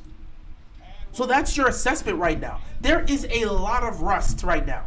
So the week one overreactions are going to be huge. But you can't really assess anybody right now because nobody's looking good other than Brock Purdy. This is our first game, all our starters playing together, give them a game. It's going to take time. It's going to take time. It's going to take time. Did you see Greg Roman in the coaching box? Greg Roman's not in the coaching box. In Baltimore, why the hell would he be there? Cleveland has gotten into Cincinnati territory right now. Maybe they can put up... I got to see what's going on here. So let me see. Brock Purdy, this first touchdown pass. Oh, that was a jump. That was legit a 50-50. But how the hell did the defender let that happen? Brock Purdy's over here looking like a G. Okay. Okay, I like it. I like it, Brock Purdy playing like a G. Nothing's happening right now in these games. So, again, you're free to assess the Ravens in terms of how you're looking at things, but nobody is looking good offensively besides the Niners. And then you can sprinkle in a little bit. You can sprinkle in a little bit of the Jaguars because they made some plays. You've seen some great throws from Trevor Lawrence. He's looked great. Those two throws were beautiful. Howell running for his life almost every damn play. Not surprised. I know you're not watching the Commanders game. I'm watching. I'm not watching. Multiple fumbles have been happening in a pick seven. Did you see? Bro, it wasn't a pick seven. It's that fumble return for a touchdown. Yes. Yeah, I'm saying multiple fumbles have happened in that game alone. Dog, I really flipped the channel, right? Because I was like, all right, let me flip the channel, let me watch, because you know I leave at 3 for my train. Yeah. So I'm like, all right, well, It's been awful over there. let me see what's going on with Washington. Because we were flipping the channels back and forth. Your dad was downstairs watching with me. Uh-huh. So we're flipping the channel. Ravens go on halftime. I'm like, all right, let me see what's going on with Washington. I flipped the channel. Why come see this fumble and a touchdown? I couldn't believe my eyes. I'm about to watch it here. Watch. Let me see what the. Okay, no, this is just a I had touchdown. to go watch Don't my show me the highlights. highlights, bro. Do not show me the highlights. I'm gonna have to take a look at this. That's cool. I need to see this play. Are they gonna show it to you? I think This is it. Yeah, this What is the it. hell happened? Let me see. Howell is not getting protected. Oh my God. Yeah, I said I could not believe that. I washed my eyes and went back and I had to go. Then I went upstairs and all you hear your father. All you hear is this man upstairs pissed. He said, huh? So what's the excuse? So what's the excuse? How does that So happen? you telling me does with that Dan Snyder gone, we still can't protect the ball? Oh my God. Dog. That's my sister, man. That's my sister, I bro. was That's my sister. dying. I want to clarify. That's my sister. I was dying upstairs. That's like, wild. Why are you gonna clarify? We clarify this every day. I don't like you. What? No, I'm just saying there's new people that come in that don't know who you are. No, like I'm up here crying. I'm okay. When you come home, How we the hell does that happen, bro? We see the what was it? The fumble or the interception? I don't know what happened. Baltimore did. I think it was the interception, right? Yeah, it was an interception. We had the interception, right? Mm-hmm. He was quiet. He didn't say nothing. He go, okay. All right, things happen. Let it be. Nah, you But good, you good, bro. The man is not on the screen. The first time they thought it was a fumble, they said it was down. We was like, all right. Okay. After we was like, all right, okay, cool. The This is- second time they fumbled the ball, nah, he said, hey, you don't know how to hold the ball in your hand? Protect the ball. Protect the This is ball. bad. But when they last one, they made this fumble. I gotta go see this here because I know they still got time. I gotta go see this. We're in halftime, guys. I'll be He up back. in his room. I gotta go see this. I'll be back. He said, Dan Snyder gone and we still don't know how to protect the ball.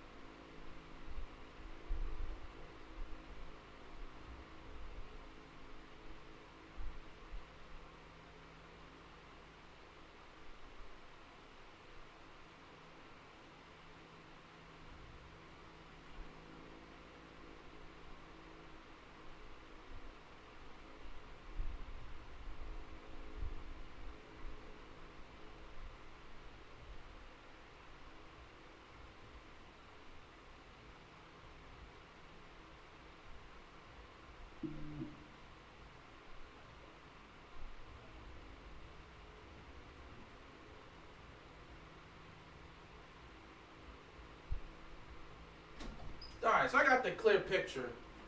I got the clear picture. So Washington's out there just killing their own game. So Washington's legitimately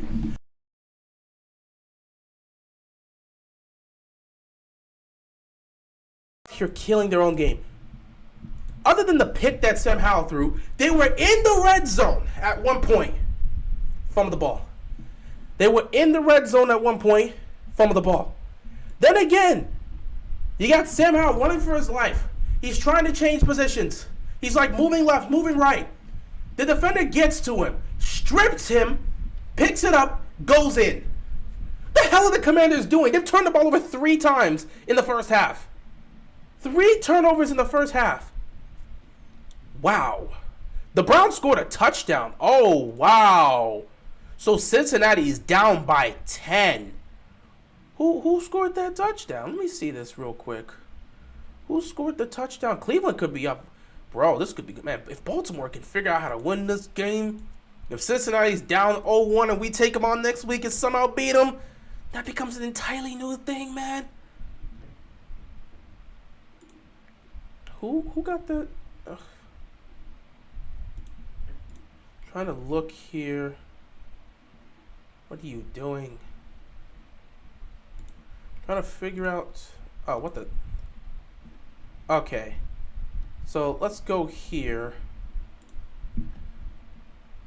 Browns have scored a touchdown and made it a 10-0 game. It was Watson. So, Deshaun Watson took it in himself. So, a Deshaun Watson rushing touchdown gives Cleveland a 10-point lead going into halftime. Panthers and Falcons are still tied. Panthers are in Falcon territory, though. Buccaneers and Vikings are still tied. The Titans take a 9-6 lead. There's 1 minute left before halftime, and the Saints are in field goal range. The Steelers are finally doing something. They're in the red zone. They're in the red zone. Commanders scored a field goal, so they made it a 13-10 game before halftime. And the Steelers are in the red zone. Can they put some points up? Can they put some points up? Justin Jefferson's got 138 yards. I just... Wait. No way. No. Oh my God. I won. Actually, wait. I'm not surprised. I picked him for some. Joe Burrow has 36 passing yards. Crazy. Like I'm saying. Everything, again, guys, it's week 1 and nobody seems to be in sync other than the Niners. Nobody seems to be in complete sync other than the 49ers. A lot of these games are low scoring and looking ugly. The Panthers and Falcons, we expected that to be the case. Joe Burrow looking the way he's looked is not good. Deshaun Watson hasn't had a great game either, but he's at least scored. Trevor Lawrence has played relatively nice. He had that pick, but he's played relatively nice. 150 passing yards and 2 touchdowns with that pick. Panthers kick a field goal. It's good. Oh, they're already in the... Okay, so the Panthers and Falcons have come back from halftime. All right, never mind. That's an entirely different case. They've come back from halftime.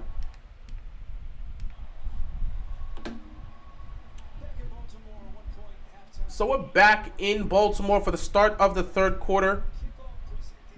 Houston's going to receive this kickoff, and you just hope the defense can just do their job because right now the offense ain't doing anything. Oh my God, the Steelers have finally scored before halftime. Kenny Pickett. Finally gets a touchdown to try to bring this game close heading into halftime. Does OBJ even have a catch? I don't know. Actually, no, I think he might. I don't know. When Sam Howell gets time, he makes good throws. He gets like a second at most. Yeah, no one's... Man, these teams are coming out very, very sluggish. It's very ugly today, definitely. It's ugly for a lot of teams, bro. It's ugly for a lot of teams. I'm watching this. The Ravens have 82 yards of penalties in the first half. 9 penalties for 82 yards. How the hell do you have that in the first half? That is some undisciplined football, if I do say so myself. Nobody's playing well. Bro, hey, man, it's funny. As much as I can say whatever, you can say whatever you want about LeBron right now in terms of how he's performing. Somehow, Joe Burrow's looked worse. I'm just saying. somehow, Lamar hasn't had much time to throw, and he hasn't looked great, but somehow Joe Burrow has looked worse. There's no way you're telling me Joe Burrow, the next anointed one, he's going to have to play a better second half. There's no way you're telling me he has 36 passing yards. 36 passing yards. Joe Burrow. Nah, bro. Yeah, the Steelers finally scored. They got the game closer.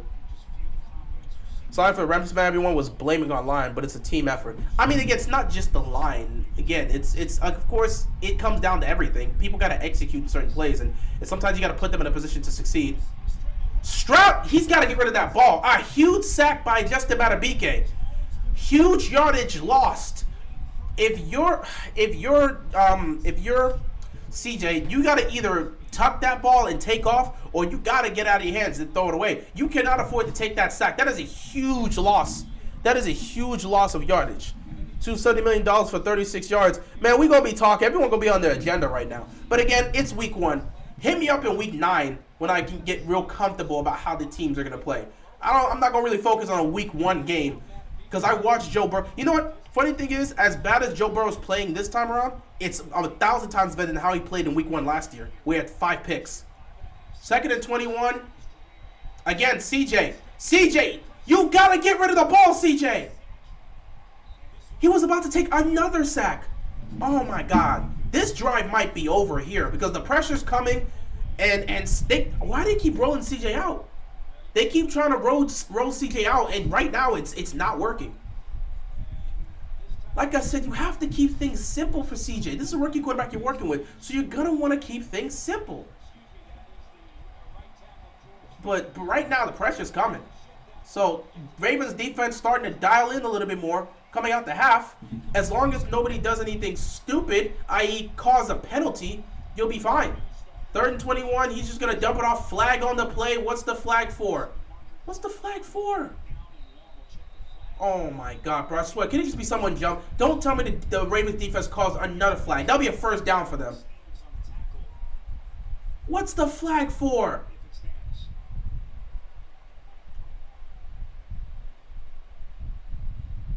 What's the flag for?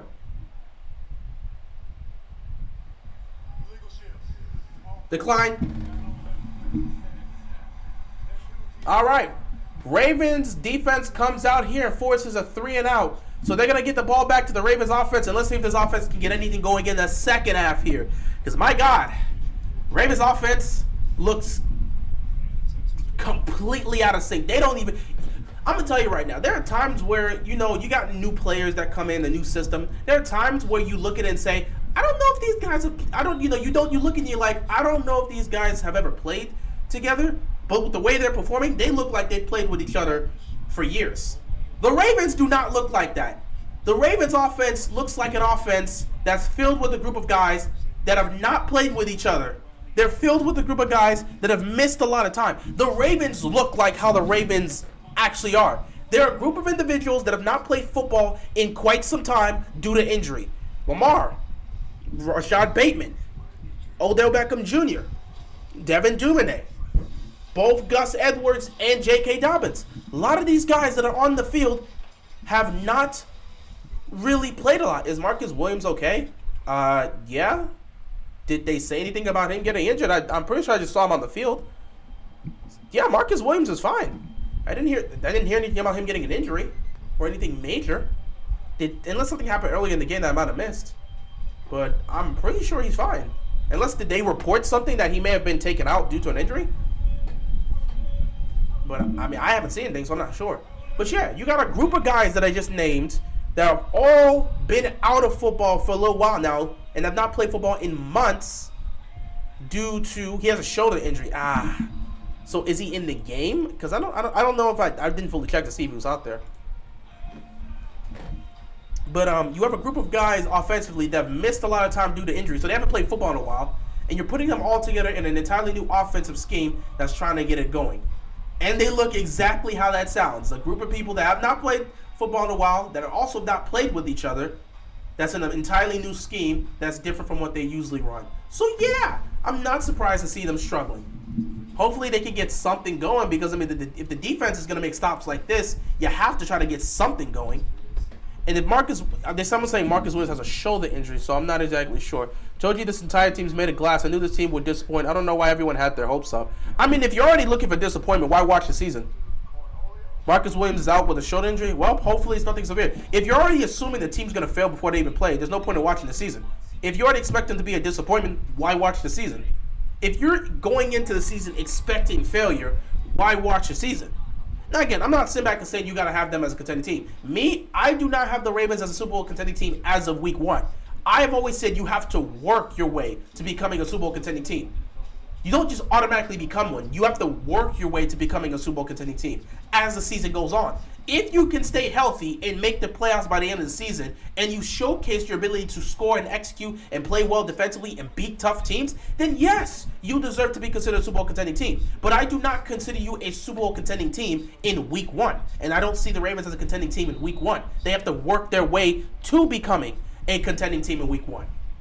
I mean, work their way to becoming a contending team at least by the end of the season. Play action here, first down. Lamar going down the field. He's got Zay Flowers. Zay Flowers picks up a first down.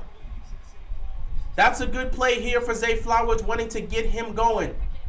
Nice yardage pickup here. First down, Ravens. So yeah, okay. So Marcus Williams is out with a shoulder injury because why not? Not saying it's going to be anything long term, but you know, losing your players already is just like, Lamar's 8 of 12 for 80 yards. And that pick. They're going to hand this off to J.K. See what I'm talking about? The offensive line has got to hold up a little bit here. The blocking isn't happening. J.K. Dobbins has been terrible besides that touchdown. No, J.K. Dobbins hasn't been terrible. He hasn't been getting the proper looks because the offensive line isn't blocking for him. I don't care how great of a running back you are. If your offensive line is not blocking, you cannot do anything. Y'all are trying to blame some of these skill position players and ignoring the fact that you need an offensive line to do their job for anything to go well in the offense. So J.K. Dobbins gets it here. He picks up a couple more yards. Third down coming up here for the Ravens. Like we can't. I know it's not the most popular position to look at, but the offensive line is the most important position in football. I mean, it's at least the most important position in the offense because they don't.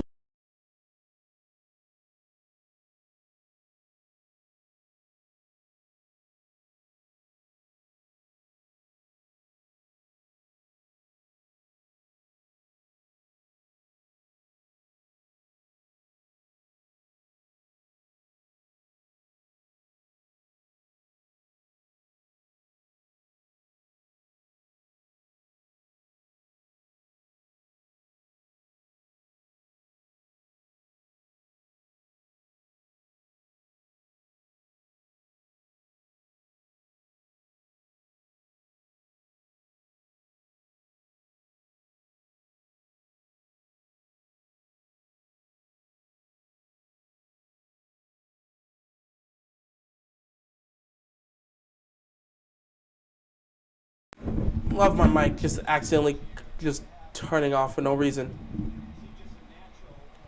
Either way, third down and 5 coming up here for the Ravens.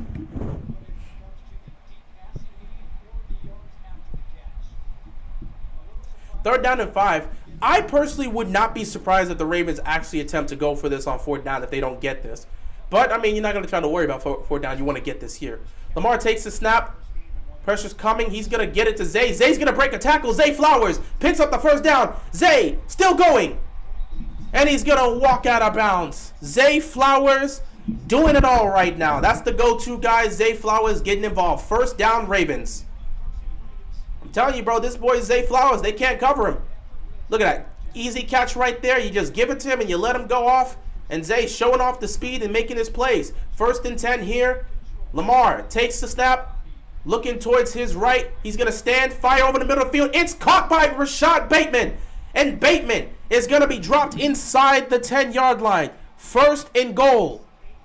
First and goal for the Ravens. The offense is now starting to get into a little bit of a rhythm here. Rashad Bateman with a nice couple of catches. Zay Flowers doing it all as the receiver. That was good execution right there. Good throw from Lamar to Bateman. Now let's see if they can cap this drive off with a touchdown. It looks like they're coming out here early on in the second half and trying to get themselves going in this drive here to see if they can put some points up. They're gonna get to Zay Flowers. Zay trying to come across. They're gonna stop him. Second and goal coming up here for the Ravens. He was able to pick up a couple yards though.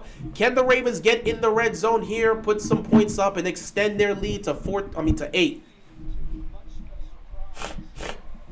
This has been a great drive. Zay Flowers 6 catches, 70 yards.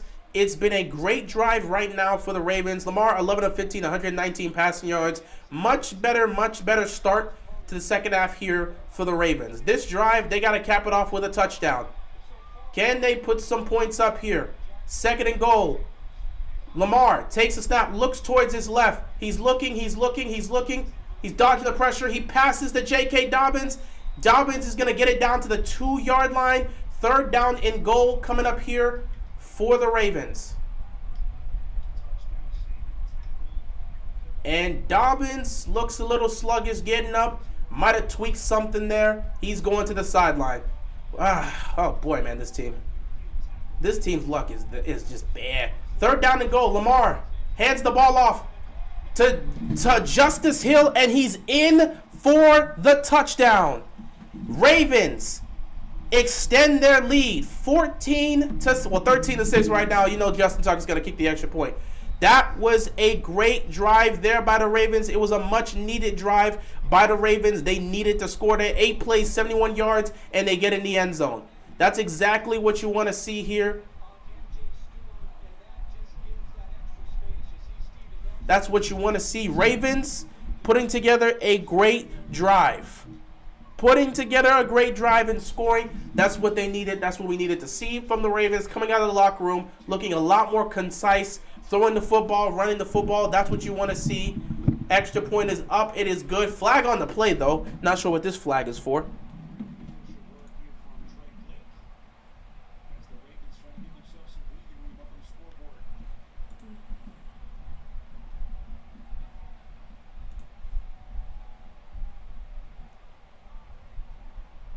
Lamar Jackson on that drive, 5 for 5, 64 yards. Finally able to get some rhythm going with this offense. It's the most timing, the best. Offside on the defense, but it don't matter. That was the best drive executed here. It was literally the best drive that's been executed so far in this game. So Ravens offense was able to put some points on the board. And Dobbins is walking to the locker room. Oh, God. He just got back, and now he looks like he's seriously hurt again. He has to be assisted back into the locker room. So, because of the penalty, the Ravens are actually going to try to go for 2 here. It's a 7-point lead. I'm not against it, but they're going to try to go for 2 here. But, yeah, JK got hurt. He just got back, too. That is some terrible luck. Gonna give it to Gus, and of course, Gus Edwards is gonna get in. The Gus bus picks up 2, and the Ravens instead take a 15-6 lead.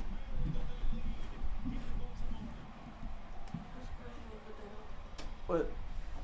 Oh, yeah, I could put it on. I'm gonna do that tonight. That's what you do for prime time. But, alright, my guy. Oh, yeah, no? Yep. Alright, Brody. Peace out. Gotta catch that train. You gonna be on there for 4 hours. 5. 5 hours? The train is 5 hours. 5 hours? Yeah, it took me 5 hours and a half to get here. Well, more than 5 hours and a half because I was supposed to be here at 10:12. Yeah, because you said But that I delay had a that delay. happened. Yeah, that delay that happened. So it would take me 5 hours to get back. That's wild. And you ain't leaving till 4, so you ain't gonna be back till like 9:30. It's probably around there. Assuming you don't. 9:59. What? Wait, but your train's leaving at 4. Yes, it's getting there at 9:59. That's 6 hours.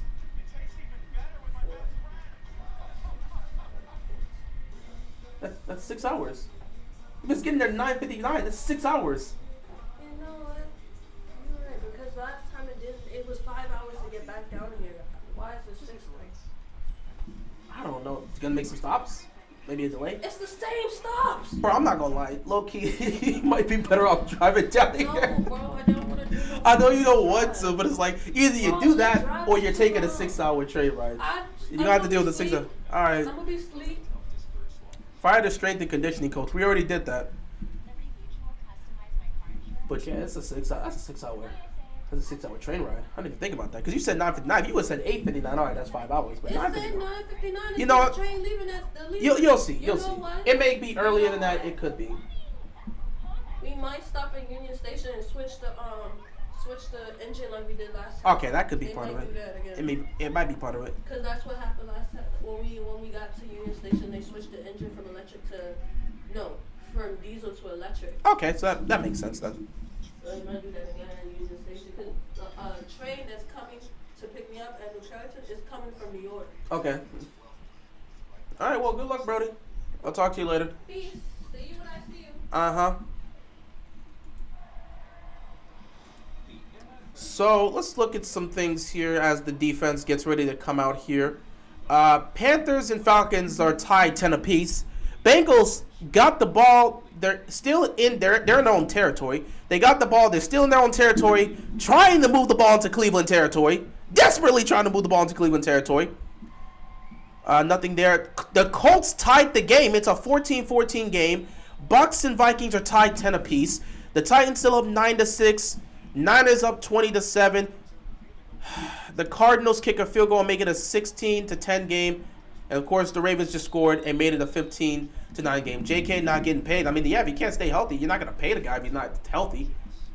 That's just unfortunate. That's some serious bad luck, man. It's unfortunate, man. JK and Marcus Williams made a paper that's been cut 100 times. I mean, that's an interesting analogy.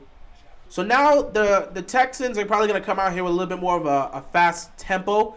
The goal is to make it as easy as possible for CJ. You don't have to make this complicated. You want to give him quick, easy throws and let these skill position players do their jobs. Do not make it difficult for CJ. That's the game plan that they need to follow. Have him hand the ball off, give him some quick, easy throws, and see if you can move this ball down the field. A flag is on the play. This might be on the Ravens defense.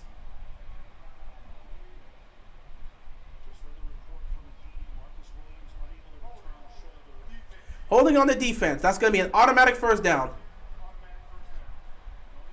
Justin Matabike got called for holding. Not exactly the way you want to start things off.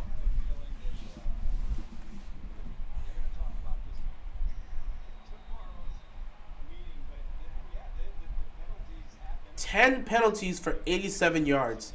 The Ravens have looked completely undisciplined on football today.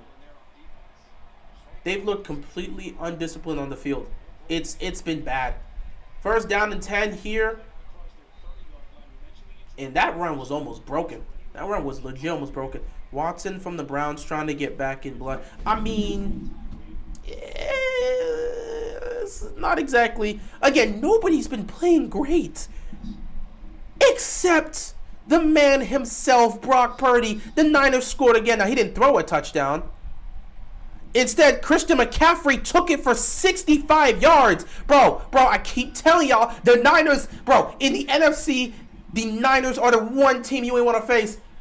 Play fake here. CJ got to dump it off here, and a tackle's made.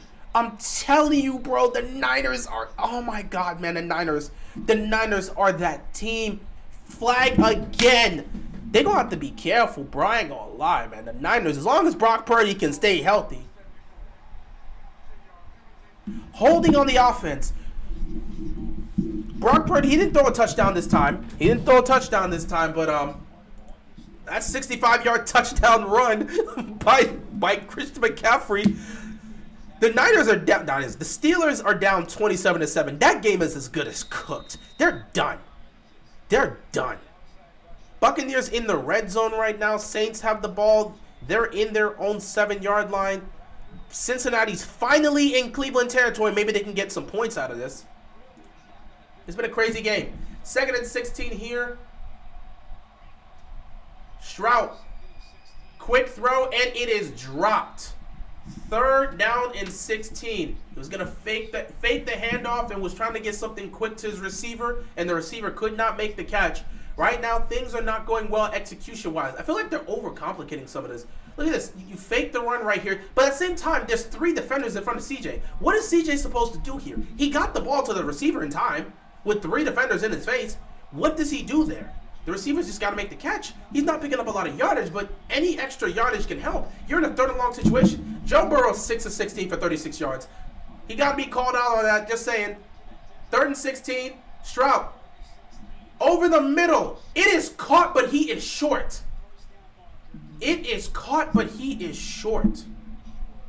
So 4th down here. I wouldn't mind if the Texans went for it here.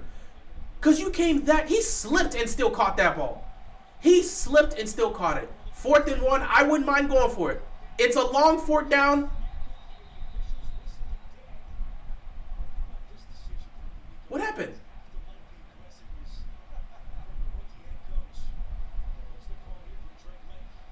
What just happened?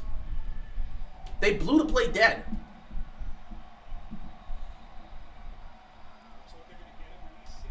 That's kind of wild to blow the play dead. They had a chance to catch this defense off guard. Now you got to see what they're gonna do here. Can you sneak this? They missed on their first 4th down conversion. They're gonna try again this game. It's tough, bro. If they don't pick this up, they're putting themselves in a bad position. 4th down and 1. They're going to go for this here. They're going to hand the ball off, and he doesn't even come close. He doesn't even come close. The Ravens defense makes another stop, and Baltimore's offense is going to get great field position. I don't know if you want to go for it on 4th down here on that type of play. I think here's the issue. They had it the first time. The first time they had a shot. But once the play was called dead and they had them reset, I would have sit back and said, let's call timeout, let's bring out the punting unit. I wouldn't have gone for it. The first time, I was okay with it. But the second time, once the play is dead, Baltimore has time to get set on defense. So I wouldn't have gone with it. D'Amico Ryan, man, he's going to have to figure this out. I don't mind you going for it on 4th down and taking chances, but in a situation like that, I don't know if that's the right decision.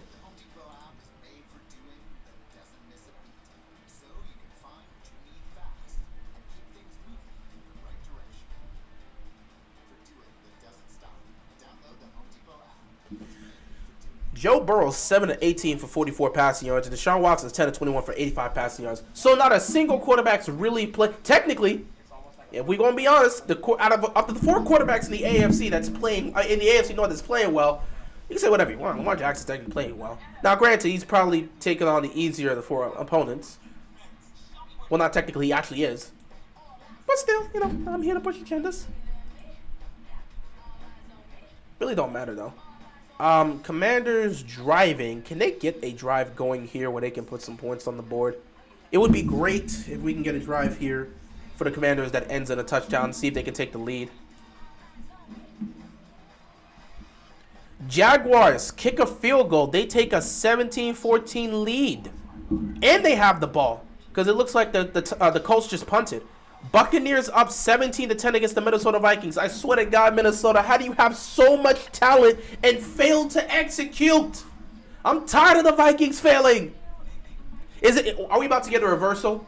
The games that they won last year that they normally lose, are they about to lose that this year? Last year they were great. This year they're going to be average or bad.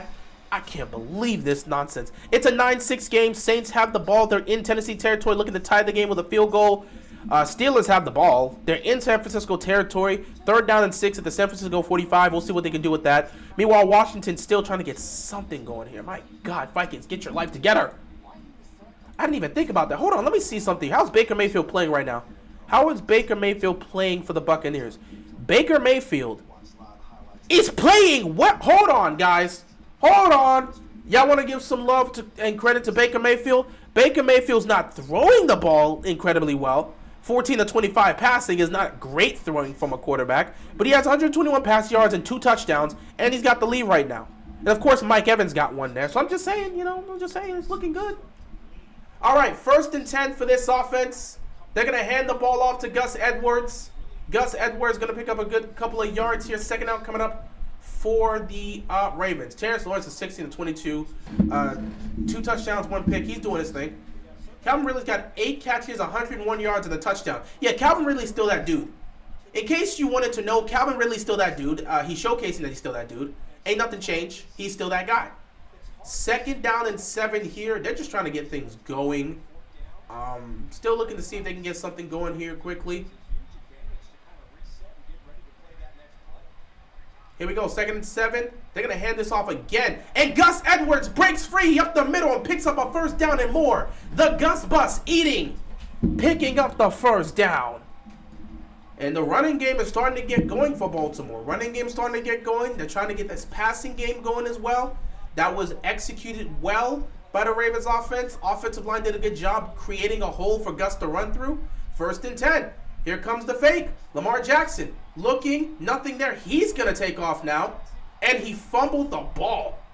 Someone just smacked it straight out of Lamar's hands. That is dangerous. Oh my God.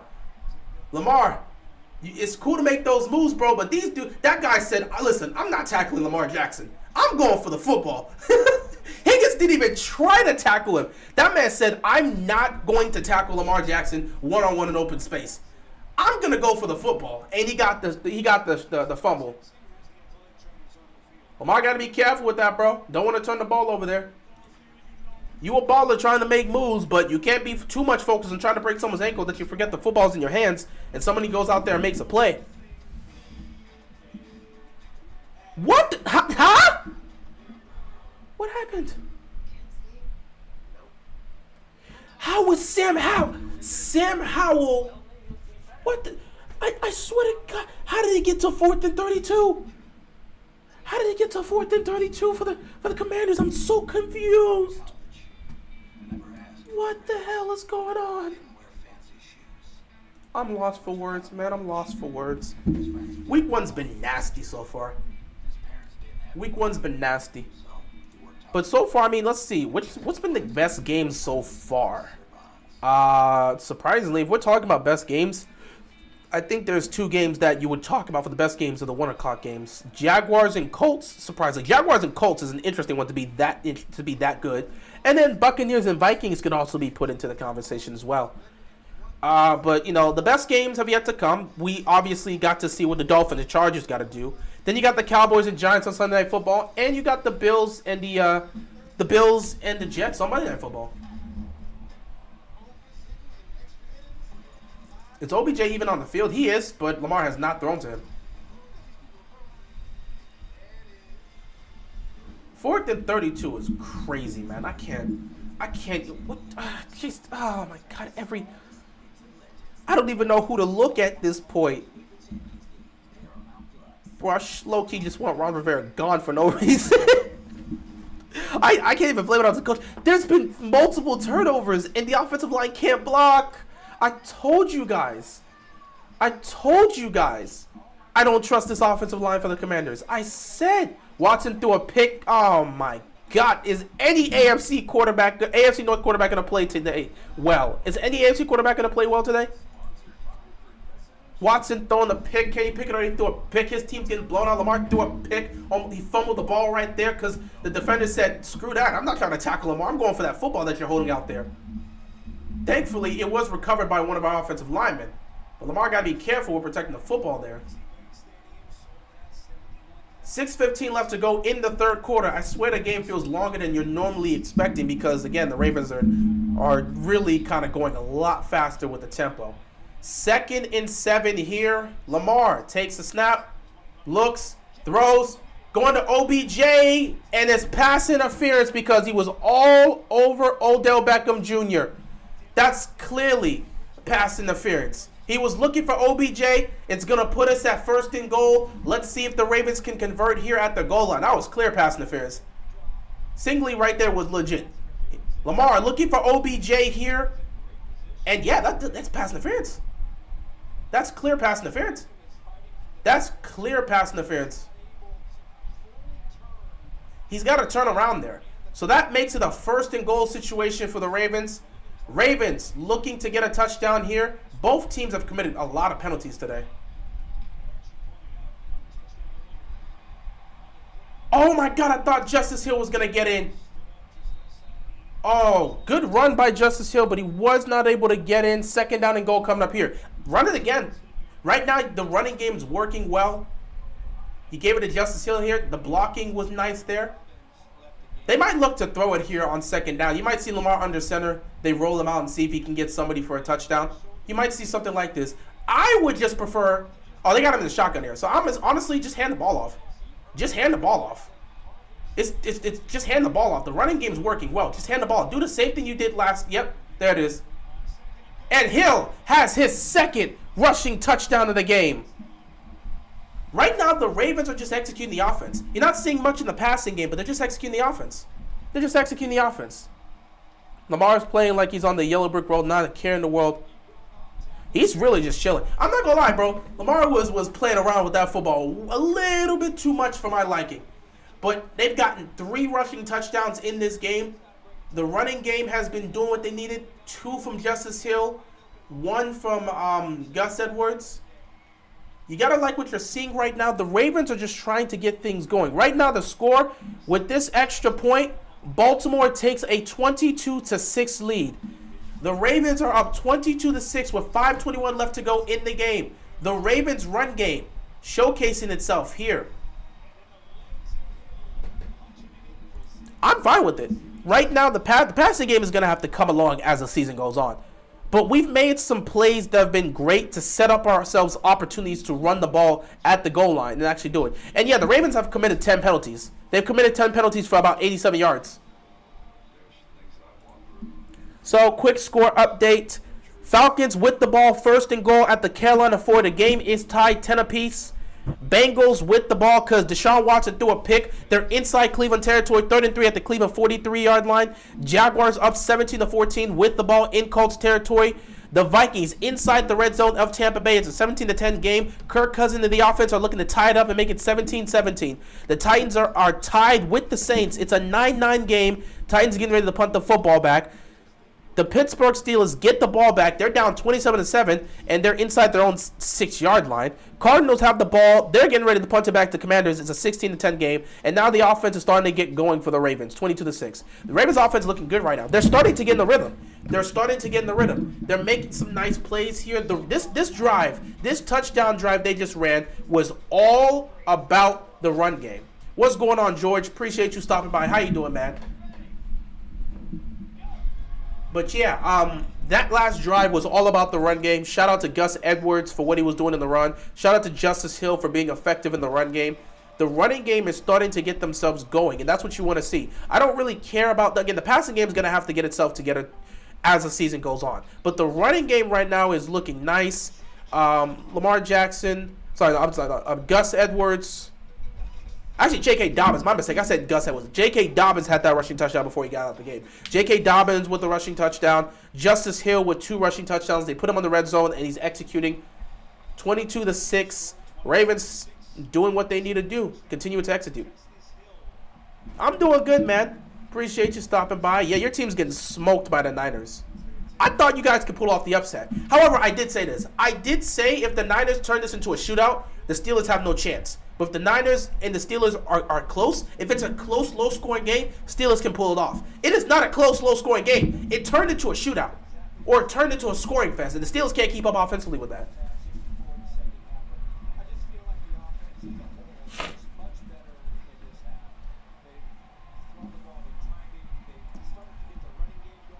Somebody get the marching band off of the field. Trying to punt this football to the Texans and let their offense get going. So yeah, Baltimore, despite the hiccups on offense, and despite how some things have looked, they've actually done some things well. Give credit. It's going to take some time. But right now, the offense in the second half has performed well. I think both their drives have resulted in touchdowns. So 15 points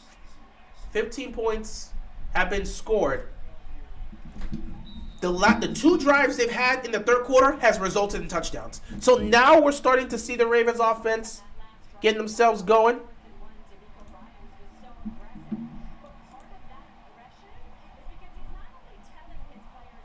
CJ Stroud, he's having a nice game as well, trying to get himself going. Bro, the Falcons are right there. Can they score and take the lead?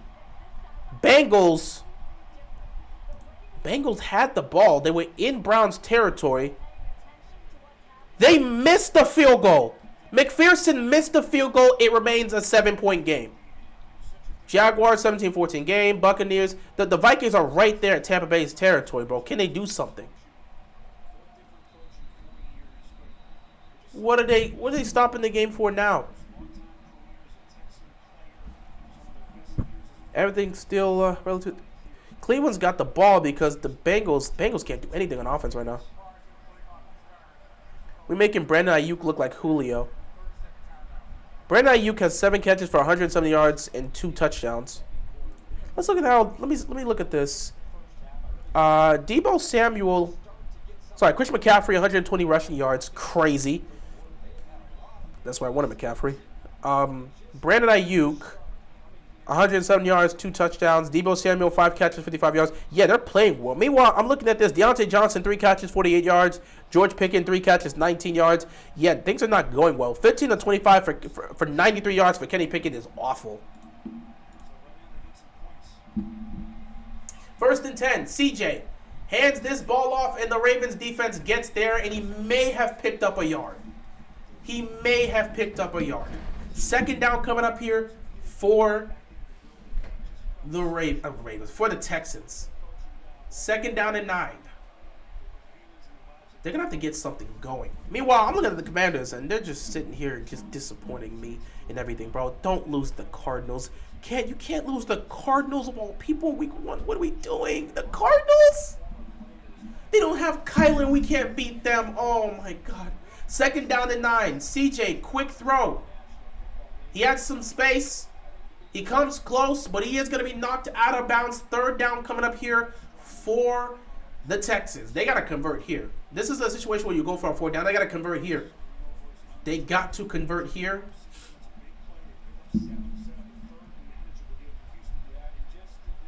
3rd down and 2. CJ takes a snap, fires over the middle. It is caught. Great pass and great catch by Collins.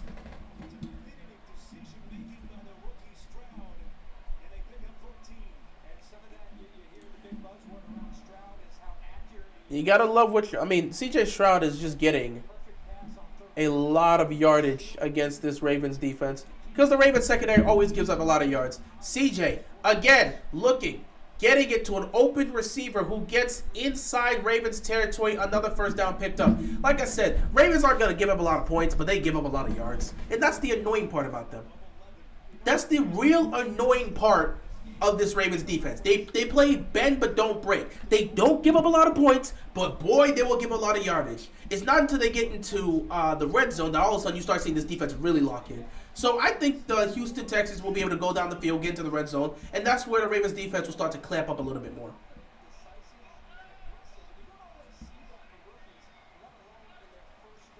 CJ hands it off. Solid running there, picks up about 5. 2nd down coming up here for the Texans. Emilio, what is going on, man? Appreciate you stopping by. The Falcons do take the lead. They're up 17-10. Browns with the ball in Cincinnati territory. The Buccaneers and the Falcons still going at The Buccaneers and the Vikings going at the Vikings at 3rd and go at the Tampa Bay 5. They have to get in. So things are staying going relatively same. I cannot believe what's happening with the Commanders, bro. This team is pissing me off. They got to punt the football. They're going to run it here on 2nd and 6. And you get a beautiful tackle by Ronald Darby. Ronald Darby, beautiful tackle. Another 4th down for this Commanders team. They got to punt the football. I'm getting sick and tired of these guys.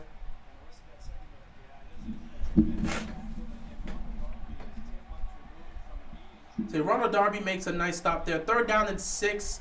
Might be 4th down territory. Fires over the middle. You got a wide open receiver. He catches it. 1st down. Ravens have not been great on 3rd down situations when it comes to them passing. But there's a flag on the play, holding on the offense, and that's probably going to kill the drive for the Texans. Holding on the offense is probably going to kill the drive for the Texans here.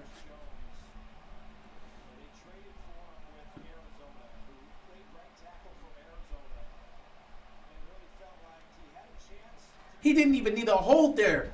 Brandon Stevens has been leaving so much space for receivers all game. He didn't have to hold. These corners are playing like 5 yards off of these guys. So now 3rd down and 6 turns into 3rd down and 16. So now you're really pressed for it. You've been knocked out of field goal range. And now you're going to have to protect CJ long enough for him to get the ball down the field. Here we go. Pressure's coming. CJ. He dodges the pressure. He fires. It is incomplete. That was one hell of an effort by CJ Stroud. Steelers are putting me into the pressure. Don't worry, Josh. It's only week 1. You know what? I'm going to say this, bro. You can say whatever you want right now. CJ Stroud is playing a hell of a game against this defense. I mean, he's had some great looks. He rolls to his right, buys time, and gets it to his receiver. The receiver just can't make the catch. It's a great defensive play by Patrick Queen. Patrick Queen staying with the receiver all the way through. And yeah, it's just close. It's just close. So they're going to have to punt this here. Texans with the punt. Short punt here. And it's going to go out of bounds, out of the end zone. It's going to be a touchback. Ravens going to get the ball at their own 25-yard line. TJ Watt is getting on my damn nerves. All rookie quarterbacks are playing really good. Yeah, I'm looking at it right now. When you look at Bryce Young, okay, he's got 2 picks. Bryce Young having 2 picks isn't great, but you know he's still 16 to 2,500. He's gonna work his way. He's gonna work his way through. He's gonna work his way through. I like it. Lamar under pressure is 4 of 8 for 44 yards and a pick as well as a sack. When he hasn't been pressured, he's 8 of 8 for 80 yards. So essentially, when you protect Lamar Jackson, he's getting the ball to receivers perfectly in time. When you don't protect him, guess what happens? 1st and 10, they may look to take a shot here.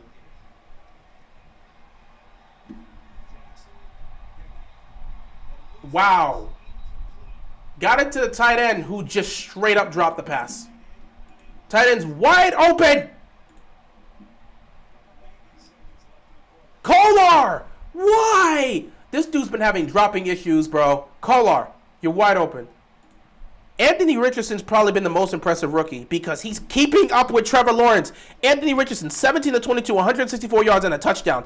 A passing touchdown and a rushing touchdown. He's easily been the best one out of all of them. Next would be CJ. And then afterwards, we'll work through it. I swear to you, bro. Charlie Kolar, what are you doing? This guy has drop issues. Charlie Kolar legitimately has.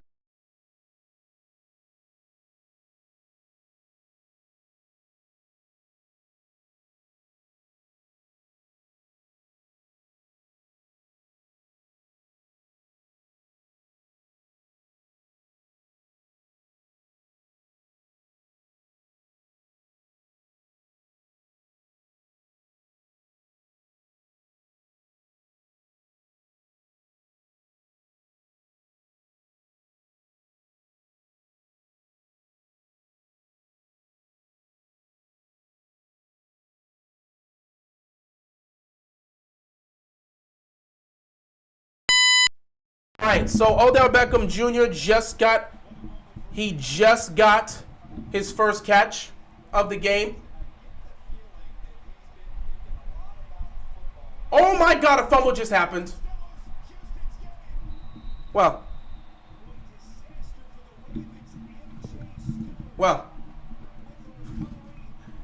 that's one way to end a good position. Everybody was so happy. Odell got his first catch in months, and the ball gets fumbled.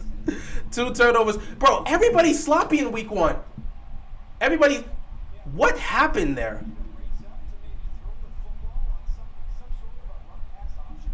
Bro, it got knocked out.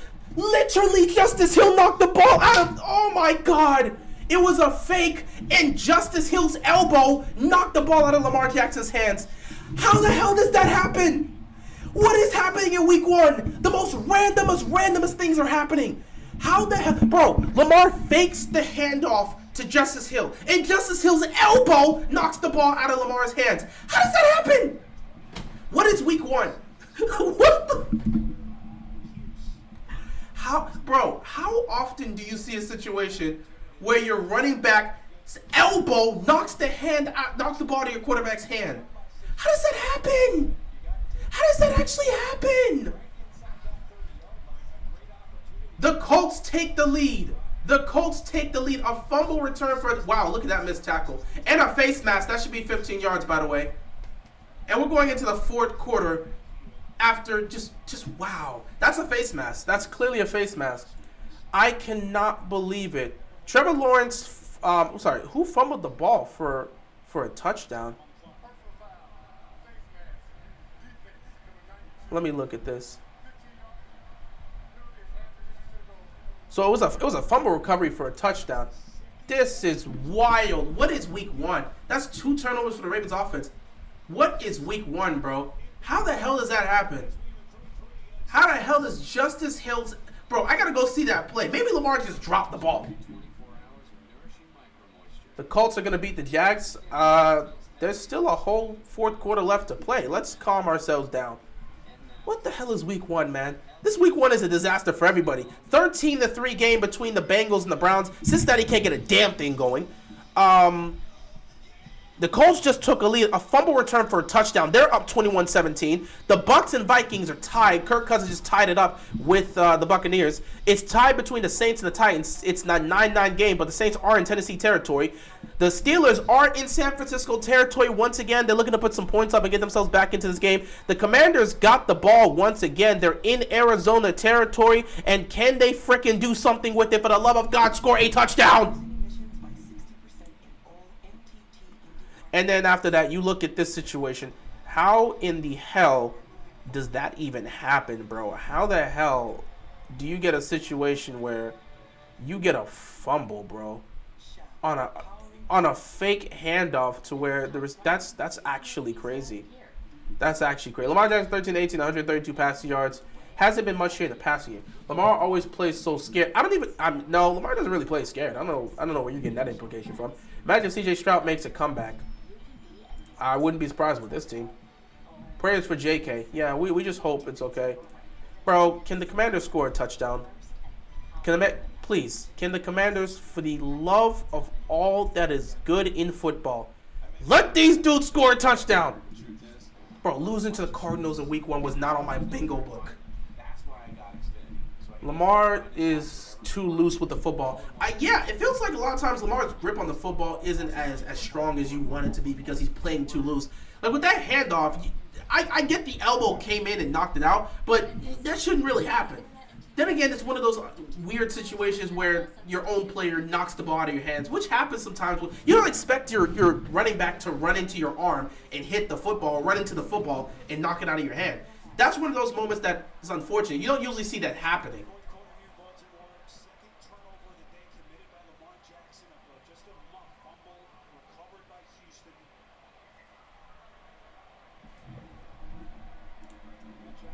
Come on. First down for the Commanders. Please score a touchdown. So right now the Texans are on the move, and if they can get themselves a touchdown, they put themselves in a nice little position here, bro. They get a touchdown, they put themselves in a nice position.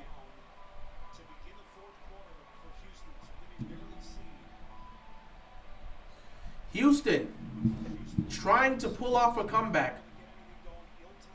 All I'm going to say is I told you guys, giving Lamar and the starters some rep in the preseason game wouldn't have been a bad thing. But you guys were so afraid of the injury thing that y'all were like, okay, it is what it is at the end of the day. I mean, the team's still winning 22-6 right now. And if they can hold on, you're good.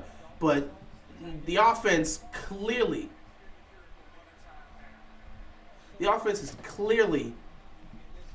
rusty. My God, do they look rusty. Come on, bro. Please let the Commanders, bro, losing to the Cardinals in week 1 was not on my bingo book. There's no way this is going to happen. So we're in the red zone now. You hope the Ravens defense doesn't give up a touchdown. CJ Stroud got smoked by Roquan Smith. Another sack for the Ravens defense. Roquan Smith came straight up with the speed and put CJ in the dirt. Oh my God, bro. Why?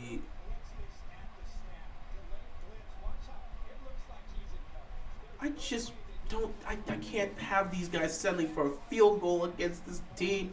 Great pressure from Roquan Smith. Roquan Smith's been doing damage all game. Good on CJ for holding on to that football, though. But Roquan Smith came and smoked him out.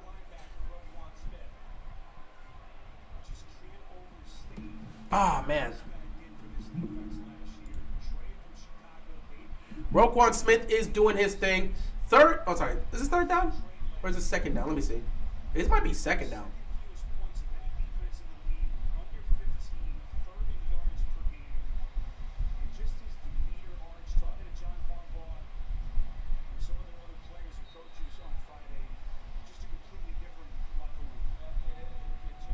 Okay, yeah, second down. Second and goal here for the Houston Texans. The ball is at the Ravens' 19-yard line. They've been pushed all the way back due to that sack. So they're going to have to earn a good chunk of this back. You don't have to get all of it back, but you do got to pick up some of this. A quick throw here would be nice. Incomplete. Third down and goal coming up here for the Texans.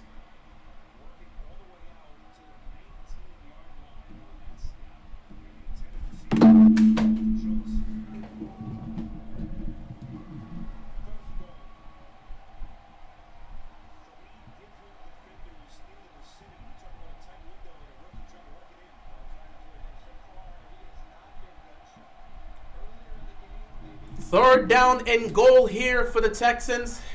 They got to get points out of this drive. Ravens defense trying to stop them. The ball gets snapped. They didn't call a timeout. They weren't really set and ready. Here comes CJ just trying to create something out of nothing. It's caught, but he's well short of the goal line. Fourth down here. They're flag on the play, though. If this flag ends up being on the Ravens defense, it's gonna give a lot to Houston, because that may be an automatic first down. But if this is a holding call, that ends it right here, and Houston's gonna have to kick a field goal.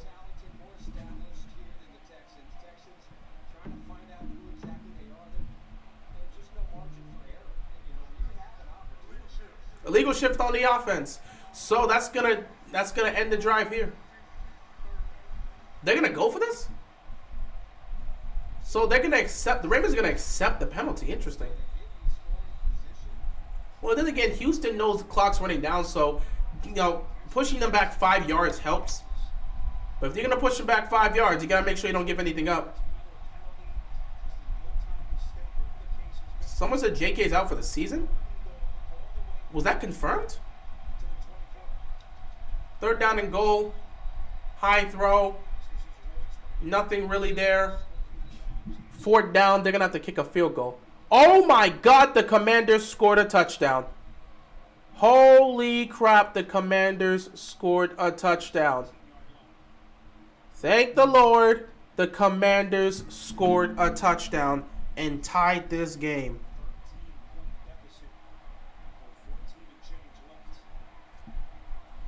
Oh my God, it's all... Actually, not tied the game. Take the lead. The Commanders have taken the lead. He tore his Achilles? They said that?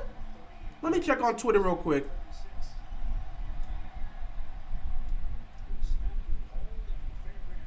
Yep. J.K. Dobbins is feared to have torn his Achilles. Bro, this guy has to be one of the most unluckiest players in football. Yo, his career might be done. He's a bust. He's a bust due to injury. We got to start making specifications here.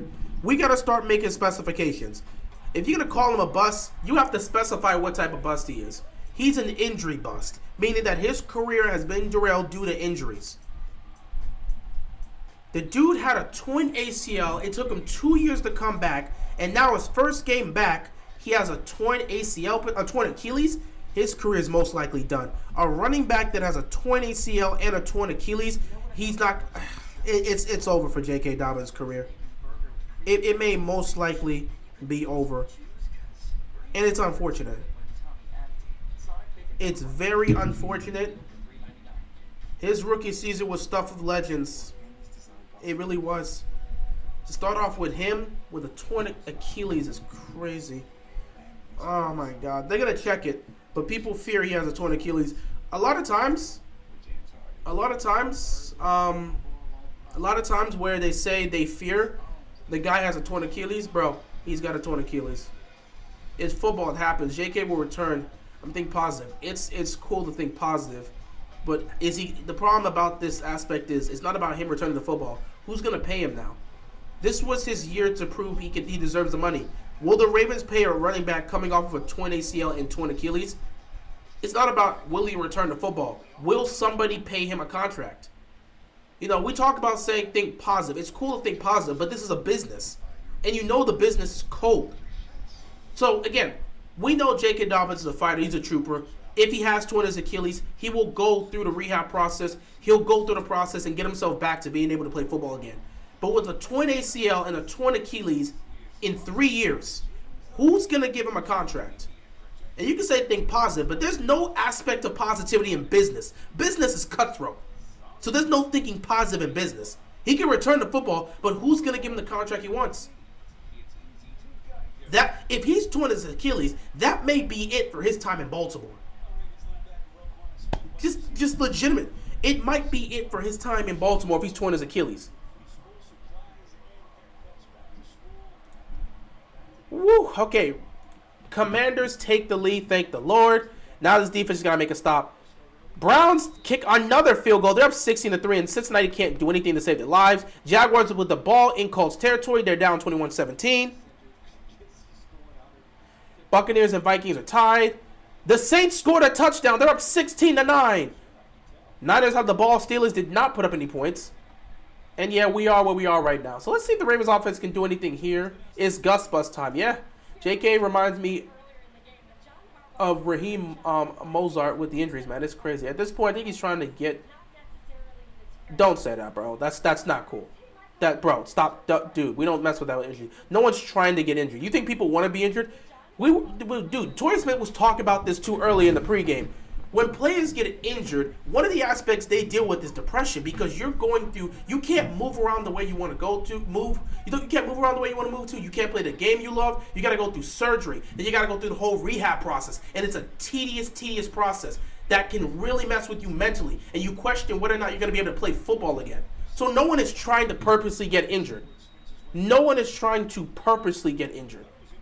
That's just messed up to say, bro. No one's trying to purposely get injured. JK's not trying to get injured. Nobody in the NFL is trying to get injured. Who the hell wants to be injured? Who the hell wants to have to not be able to walk around the way they want to walk around? Who wants to have to be dealing with crutches all the time? No player wants to be injured. 2 season-ending injuries in 4 years. Yeah, it's devastating. But that doesn't mean he's trying to get injured. It's 2 devastating season-ending injuries. But JK's not going out there with the mindset of, I'm trying to get injured. Come on, bro. Saying a player is trying to get injured is crazy. Knowing the process they have to go through. You think they want to go through the surgery? You think they want to go through the rehab process of not being able to walk properly for months on end? If you put them in... Okay, bro, you're just making jokes now. You're literally just making jokes now. You're literally just making jokes of someone to get injured, bro. You're literally just making jokes right now. That's cool, but I'm just saying you're literally making jokes right now. That's not serious. Joe Burrow's 9-22 for 58 yards. That's insanity. But no, saying that I think he's trying to get hurt, that's just disrespectful to players, bro. No one goes into a game trying to get hurt. That's just wrong. 2nd and 13 for the Ravens because they got penalized. 12 penalties for 101 yards. That is insanity. They didn't even reset the play clock. Okay, now they did. Here we go. I'm like, bro, you gotta reset the play clock here. All right, 2nd and 13 here. Ravens really just looking to run the ball at this point. I mean, you got the lead 22-9. If you could just kill the clock and get out of here, you'll have a lot to assess. I mean, again, the offensive line hasn't done well in blocking. The receivers have made some nice plays, but they haven't had a lot of opportunities to make plays because the offensive line hasn't blocked. Lamar Jackson's had an up and down game. It's not like he scored any touchdowns, but they've gotten, many passing touchdowns, but he's led some good drives, has gotten them into the red zone and scored with some rushing touchdowns. Other than the interception, Lamar has been relatively sharp in the passing game. It's just that it hasn't been for a lot. We haven't taken deep shots, really, in all honesty. Here's a pass to Zay Flowers. Zay Flowers breaking free. Zay Flowers picking up a huge chunk of yardage. First down here. That's what you can get from somebody like Zay Flowers. And Stanley's down. Oh, my God.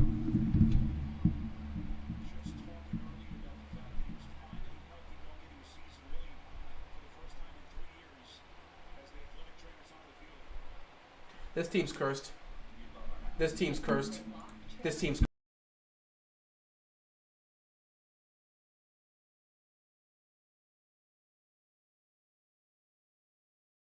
cursed. This team is cursed. You cannot tell me this team isn't cursed. What did Baltimore do? Somebody tell me. What did Baltimore do? Did somebody make a wish, bro? Did somebody make a wish to the football gods in sacrifice of the health of our players? What did Baltimore do? We're cursed, bro. Marcus Williams out with a shoulder injury.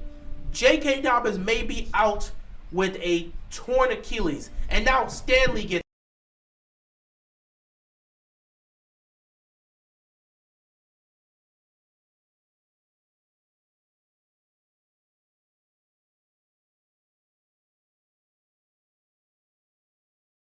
love it. We're cursed. And then my microphone keeps turning off for some random reason. 3 big injuries to major players. I just, oh my God. Yes, Ronnie Stanley. The Ravens, Ronnie Stanley. On the bright side, we did a, that's cool. But Stanley will never be healthy. Bro, ever since he's got that contract, he has failed to stay healthy. Cleveland has the ball. Joe Burrow has done absolutely nothing. Joe Burrow has done absolutely nothing today. 12 of 28 for 77 passing yards. Maybe they rushed him. Maybe they rushed him. I think it's fair to say that they might have rushed Joe Burrow back. Falcons are in Carolina territory. They're at the goal line again. Second to go at the Carolina 3. They're close to making this a 14-point game. Saints up 16-9. Titans have the ball in Saints territory. It's a 17-17 game between the Buccaneers and the Vikings. Jaguars and Colts. Colts up 21-17 with the football. Steelers have the ball, but Niners up 27-7. And the Commanders got the ball back, but it looks like they're about to punt it again. Injuries are like the Bill O'Brien to the Ravens. Dude, don't jinx anything. Don't jinx anything. Well, Stanley's able to walk on his own, so it doesn't seem like it's any lower leg injury or something like that. But he did go into the 10. So maybe he got rocked. He might have a concussion or something. I don't know. Maybe he just got rocked. So now Patrick McCurry comes in at left tackle, who, again, hasn't done well at the left tackle position. So I have concerns. 1st and 10. I'm handing this ball off here, bro. Let's just run. With all the injuries, run the ball, kill the clock, and let's get the hell out of here with a win. I don't want anyone else getting hurt, bro. We don't need to take a chance here.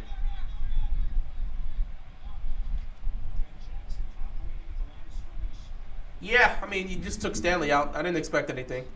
It's week 1. Relax, bro. Yeah, we got McCurry out here, man. We are cursed, bro. We are cursed because all these injuries are happening in week 1. Yeah, it's week 1, bro, and we're suffering all these injuries to our guys. The Falcons take a 14-point lead. They have been doing so well. Shout out to them. Falcons coming out here and taking it to the Panthers. It looks like the Browns are on the verge of scoring some more points.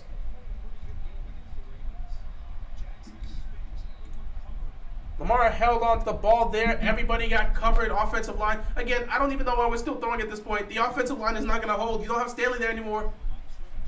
Now it's a 3rd down and 10. What the hell are you going to do on a 3rd down and 10? Bro, just hand the ball off. I was a J.K. Dobbins fan. I have no hope for him now. If he comes back next year, he's going to be injured again, so don't even waste the money. Again, I'm not about to sit back and talk about whether or not he's going to be injured or not, or when he's coming back. I'm not going to focus on the future or what's going to happen to it. You can only focus on the now. 3rd down and 10. Lamar looking and gets sacked. My God. And there's a flag on the play. There's a flag on the play.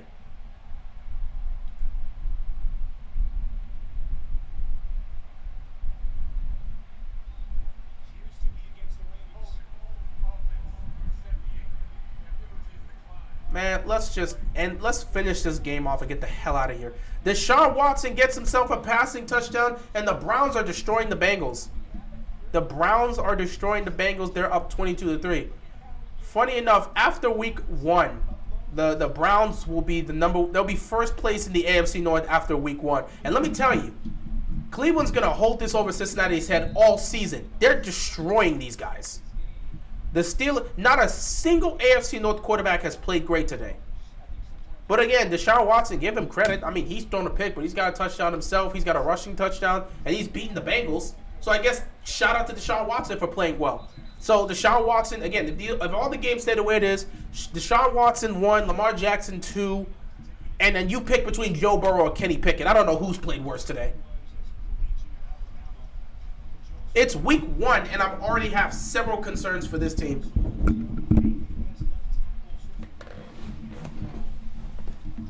Legitimately, it's week 1, and I have serious concerns for this offensive line.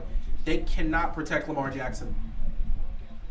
Bro, at some point, you got to fix this O-line, dog. This is just looking nasty.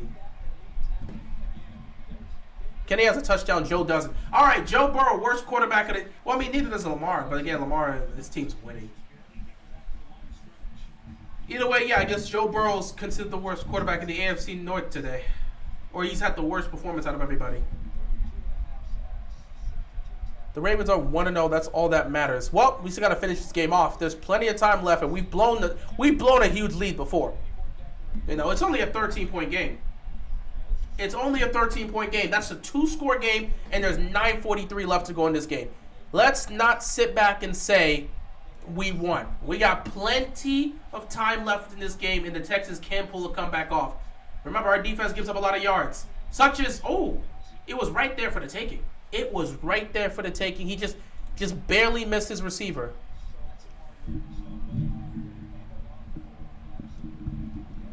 Relax, things positive. Bro, it's not about thinking positive, it's being realistic. I'm not saying we're about to blow the lead, but just assuming thinking positive every single time. Bro, thinking positive does not automatically solve every single issue. We got J.K. Dobbins with a potential torn Achilles. You got a shoulder injury with Marcus Williams. The offense cannot block, but at least we're winning the game.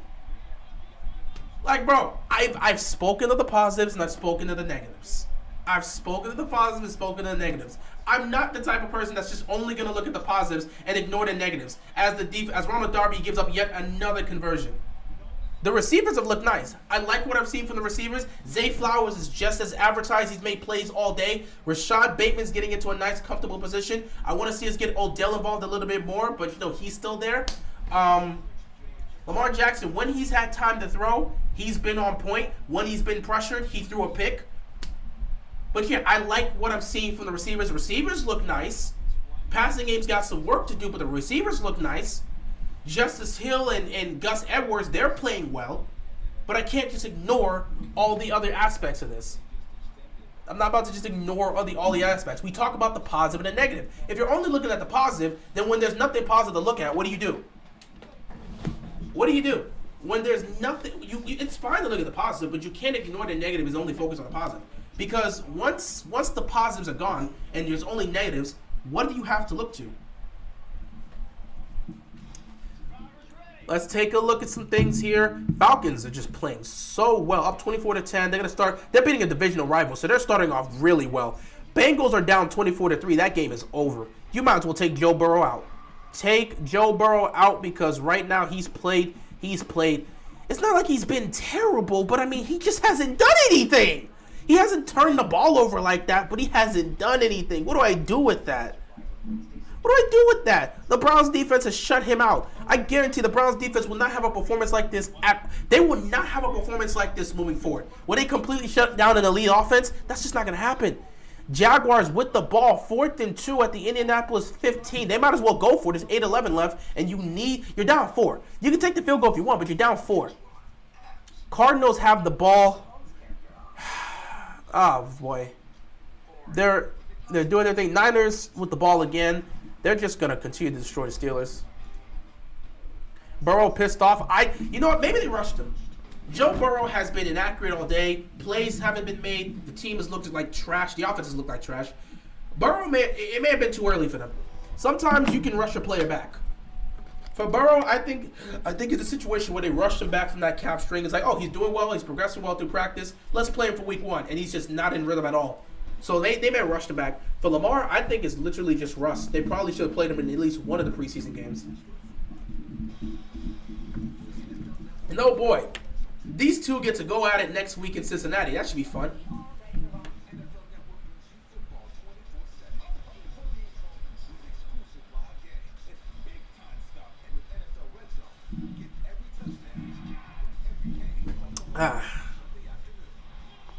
Tannehill's been the MVP for the other team, I guess. He's been the MVP for the other team. I haven't talked about it. Did someone say like Ryan Tannehill's like 3 picks? Y'all weren't lying. He has 3 picks. 13 of 29, 147 yards and 3 picks. Bro, he's costing his team the game. Bro, the Titans, they need a new quarterback. They need a new quarterback badly. 1st and 10 for the Texans. C.J. Stroud has been throwing the ball really well. A lot of great plays by him. David Ojabo forces a fumble. It's picked up by the Ravens. Is it picked up by the Ravens? It's picked up by the Ravens. David Ojabo. Actually, wait, no, was that Ojabo? Was that Ojabo? Oh, wait. No, it was Ojabo. It was... Let me look. I want to make sure.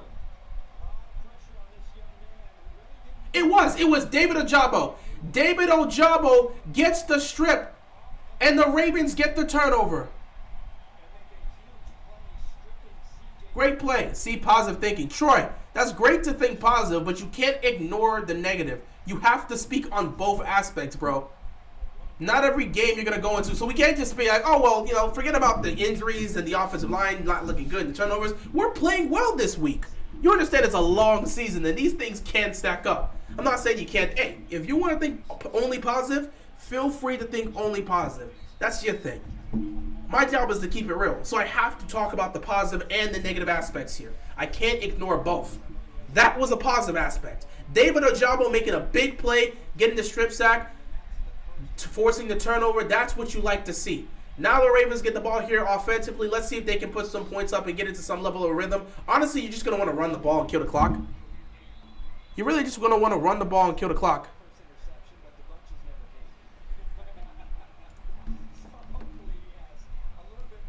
Commanders got the ball right now, and they're in Arizona territory. Please close this out. You're in Arizona territory. The ball is, you're at the Arizona 22-yard line. If you could score a touchdown here with 4:38 left, you could put yourself in a position to win. Come on, let's start the season 1-0.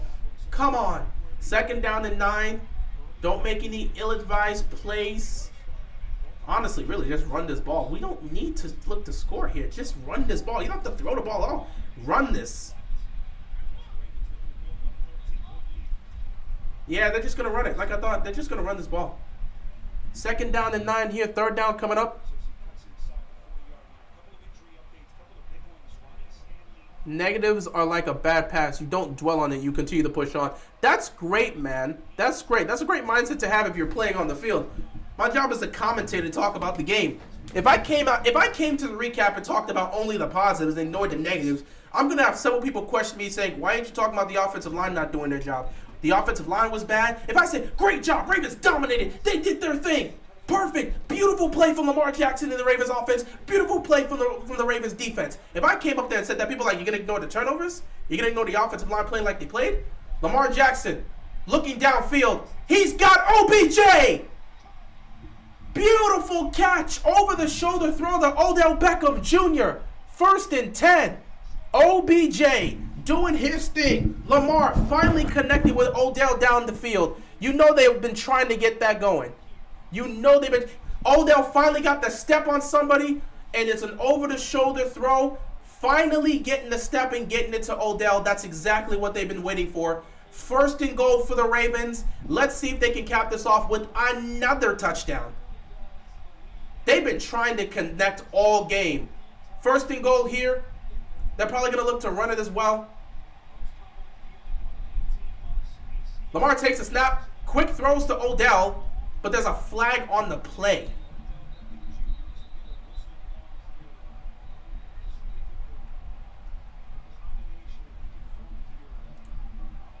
Come on. 4th down and 3. They got to take the field goal. If you're the Commanders, 4th down and 3 at the Arizona 15, you got to take the field goal. The defense has been playing well enough to help you out. You got to take the field goal.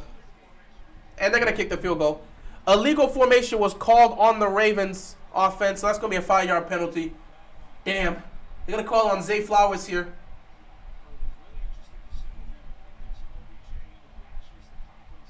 All right, so the Commanders are going to kick a field goal here and make it a 2016 game.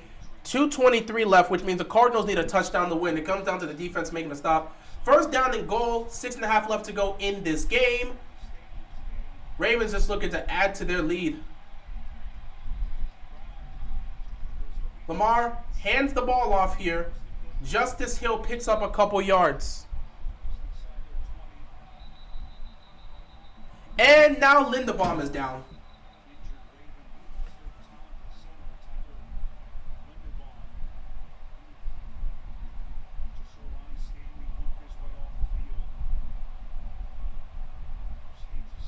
But we should keep, I'm just saying, bro, these are the moments I talk about, Troy.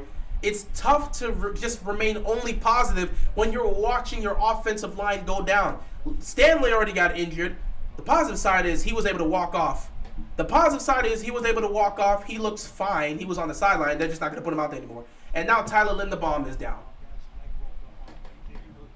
We have to be living in the simulation because what is this? Bro, and oh my God, it looks like it's a serious leg injury, bro. It looks like it's a serious leg injury. If we lose our center, we're cooked. You understand that, right? If we lose our center, it's over for us, man.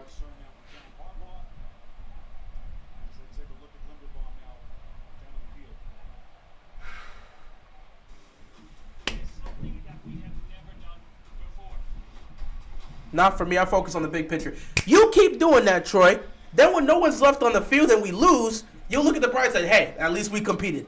If you only look at the positive, as a fan, if you only look at the positive, ignore the negative, you're in for a mean surprise when all of a sudden your team stops winning.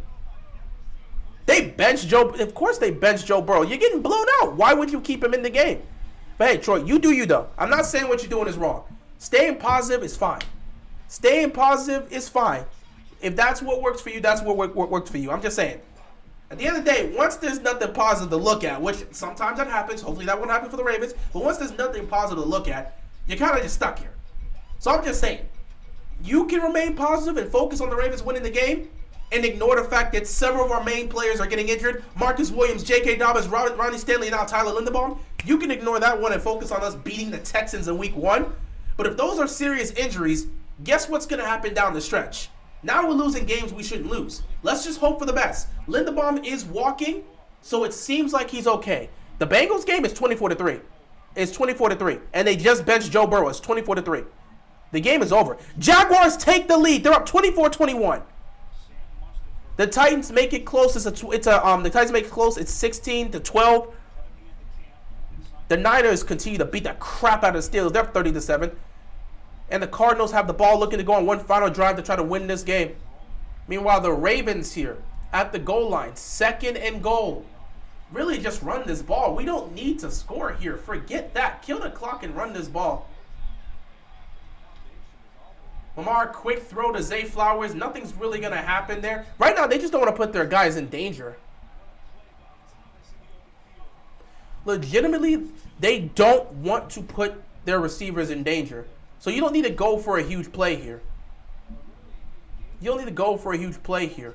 I'm really going to focus in on this Cardinals and Commanders game towards the end because the Cardinals right now are moving the ball. It's under 2 minutes left. 3rd down and goal. Ravens just going to take the field goal here. We have not seen Tucker once today kick a field goal. I just realized that. You have the touchdown in the first half, then you have the 2 touchdowns in the second half. You have that 2-point conversion that happened. Feel free to make the attempt if you want, but in all honesty. Like I said, they were really just trying to phone it in. They want to get these guys out of here healthy.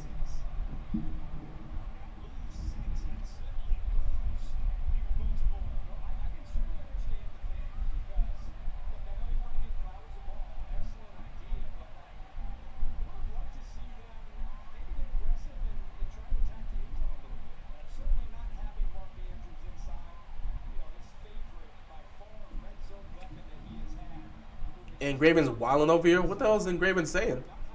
I'm fine with this because, dude, I think Baltimore at this point understands they're going to win the game. They just want to get out of here healthy. Too many. They don't want to take a risk and try the end zone, and all of a sudden somebody gets in a collision. Tucker, obviously automatic. It's good. Bro, you got the win. You focus on assessing new things. Let's get ready for next week. We don't need to worry about anything else. You're up 25-9. There's 4 minutes left. You're gonna win the game. You're gonna win the game. Okay, guys. So here's what's about to happen. The Ravens have pretty much won this game. The Ravens have pretty much won this game. I need to go to this Cardinals and Commanders game to see what's happening. I legitimately need to go to this Cardinals game to see what the hell's happening. Because game's on the line and it's under 2 minutes. So what I'm going to go do is see if I can come find this game between the Commanders and the Cardinals. Bro, I kid you not. I did not have the Commanders losing to the Cardinals without Kyler Murray in my week. If that happens, bro, we're in for a long season. If that legitimately happens, we're in for a long season. Can the defense make a stop? So the Ravens are pretty much going to win this game. Bro, I'd rather lose week 1 and Lamar throw for 400 and nobody get hurt. A week 1 win means nothing. My advice to you is to turn on some Bob Marley. I'm cool. Again, I'm fine. You must be talking about someone else for them. I guess someone's going after you for that. So Zay Flowers is Tom Munkins, Mark Andrews. Well, there's no Mark Andrews out there, and again, they like Zay Flowers, so they want to continue to use him. We're at home, bro. We cannot lose week 1 at home. Look at the crowd. It's a full crowd. Get him down. It's a full crowd out there. Did he fumble that? No, he was down by contact. So, Cardinals have all 3 timeouts. It's a minute 44 left. No Colts upset, as to be expected. You thought the Colts were going to upset the Jaguars? You must be kidding. Jaguars get another touchdown to pretty much put this game on ice. 2nd down and 8 here. Joshua Dobbs is the quarterback. So Dobbs, get sacked. Let's go. Allen got him down. 3rd down coming up here for the Cardinals. Please, can we get this done? It's going to be 4 down territory here. I swear to you, bro, we cannot lose to the Cardinals in week 1. There's no Kyler Murray. There's no Kyler. Baltimore's already going to win their game. They'll be 1-0. Can the Commanders get 1-0 too? Oh, my God. The teams that you expect to win are pretty much winning. That was very close to being a face mask. That probably should have been a face mask. He hit him right in the face. All the home teams about to win except the Steelers and the Colts maybe. 3rd down and 16. Joshua Dobbs is 20 of 28 for 127 yards. Please, 3rd and 16. Can the Washington defense hold on? A minute 22 left to go. The second half defense has allowed 0 points. They've gotten 2 takeaways and allowed 85 total yards. This Commanders defense has done their job to shut down the Cardinals. Can they hold on here? 3rd and 16. He's going to check it down. Ain't no way in hell he's going anywhere. 4 down territory. He'll pick up about 5 or 6 yards. But this is 4 down. This is the game right here. Cardinals have 2 timeouts left. But this is the game right here. This is the game right here. You need the defense to step up and make a stop. You need the defense to step up and make a stop here. Joshua Dobbs, 21 to 29, 133 passing yards. 4th down and 10 here. If the defense can make a stop, that's the game.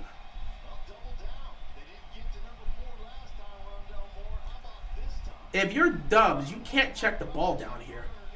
You probably can't check the ball down here because they're going to swarm and tackle. 4th down and 10 for the game. Game on the line. Dobbs throwing over the middle. It's almost picked, but incomplete. That should be the game. That should be the game. Turnover on downs. Commanders defense holds on. They need to pick up a 1st down to end the game. They need to pick up a 1st down to end the game.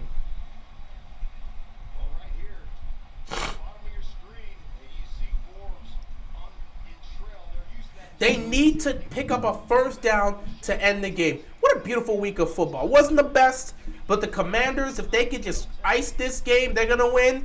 The Ravens, despite being very sloppy, they're going to win their game. The Steelers got embarrassed. The Bengals got embarrassed. I mean, it's a perfect day of football. The only thing that ruins it is Cleveland gets a win. But I'm fine with Cleveland getting a win. because that means Cincinnati loses. And guess who we face off in week 2? Cincinnati. If we can make the Cincinnati Bengals start 0-2 and we have that 2-0 advantage, I'm going to really like it. Can you imagine Ravens win next week, Browns lose their game, still lose the game, and we beat the Bengals? That would be a perfect scenario to start off early on, knowing the scenario we're in. So first down here, we're going to run this ball here. Howell hands it off to Robinson. First timeout for the Cardinals used. We need a first down. A first down ends the game. A first down automatically ends this game here, and the Commanders will win this game. It has not been a pretty game for anybody really today. Like, if you look at the offensive scoring from these guys, Jaguars actually got it going later on. The Niners and the Jaguars are probably the 2 best games you've seen here. And then after that, you'll look at the Ravens. Like, there hasn't been a lot to look at here.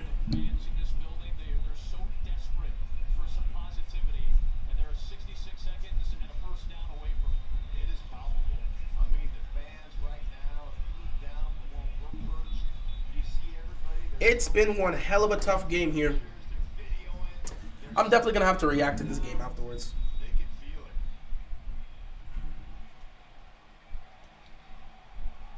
They can definitely feel it here. Second down and 9 here. A first down ends the game here. Robinson trying to keep his feet up. Couldn't get it. The thing about it is they're in field goal range. They're in field goal range. So because they're in field goal range, if they kick a field goal, they make it a 7-point game. There's a minute left. Last time out for the Cardinals. 20-16. Washington has the lead. It was Sam Howell to Brian Robinson on the second Washington drive. That made it 7-0. We saw the defense come up big. The scoop and score after the Gardeck play. Thomas scored it after the field goal. That gave Arizona its first lead. Can we hold on? For Washington, Howell ends up running it back in to tie the game at 16. The extra point made it 17-16. Washington has added a late field goal. The Buccaneers pulled off the upset and beat the Vikings. That's crazy. Baker Mayfield has an amazing game. The Bucs upset the Vikings. That's crazy. I'm about to watch some of these games and react to it afterwards because I don't know what really happened in the game. Third down and 7 here. Can we ice the game? Can we ice the game? Robinson cuts it to the outside. Go! Go! Robinson! First down! But there's a flag. First down, but there's a flag. Here we go.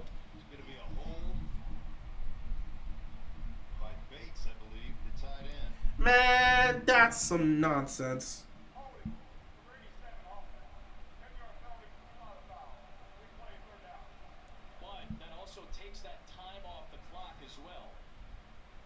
Man, that's some BS. It takes some time off the clock, but that's some BS. Nah, that's a good call. It's definitely a hold. 52 seconds left. They got no timeouts left. Honestly, you don't have to convert this. Just run the ball. You don't even have to pick up the first down. Just run the ball and let this clock go down. They're going to have like 12 seconds left at best. Head it off. Third 13.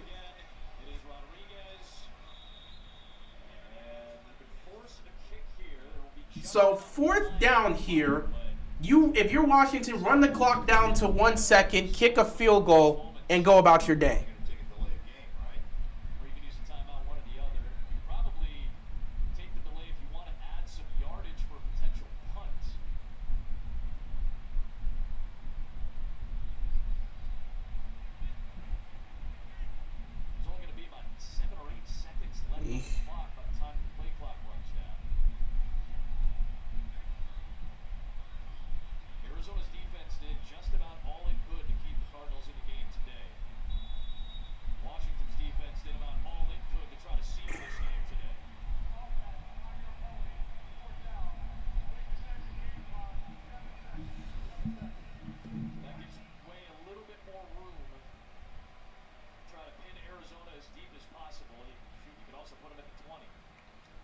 Shout out to Baker Mayfield for getting a W against the Minnesota Vikings. And we gotta talk about that. Shout out to Baker Mayfield for getting a W. The Ravens have the ball still.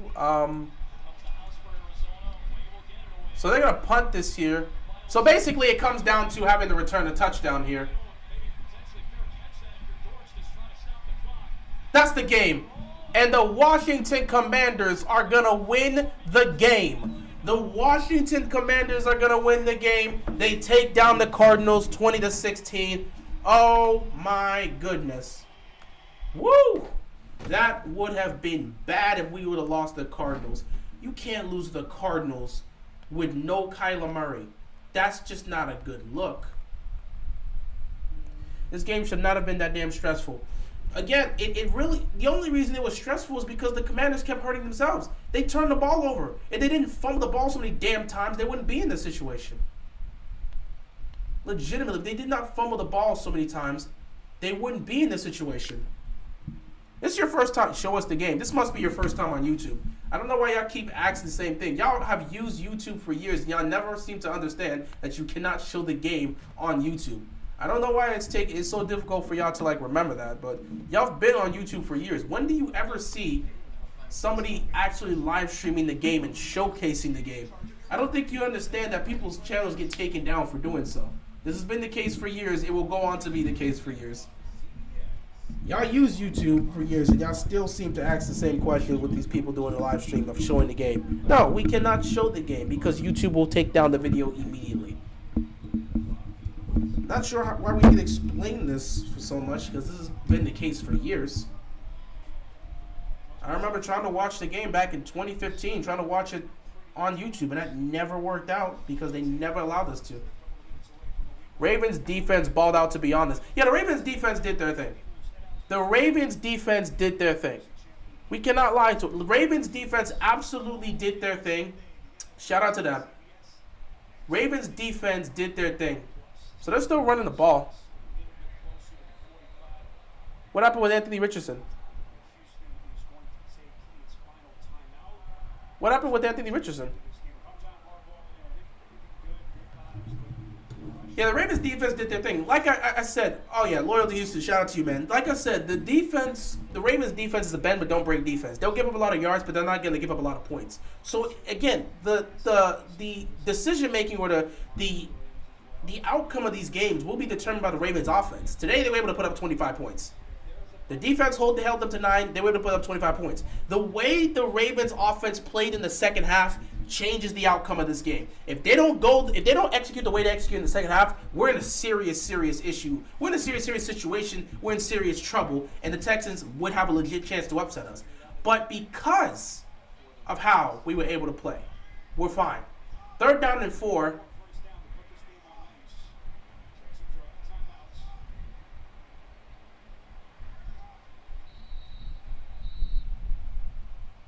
They're going to call a timeout here. Anthony Richardson got hurt? Oh, wow.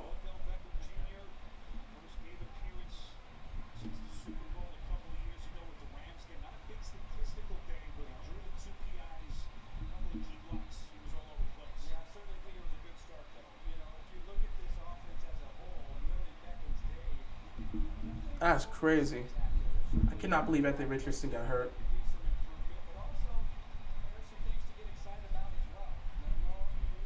This 3rd down here, you could easily just hand the ball off and call it a day.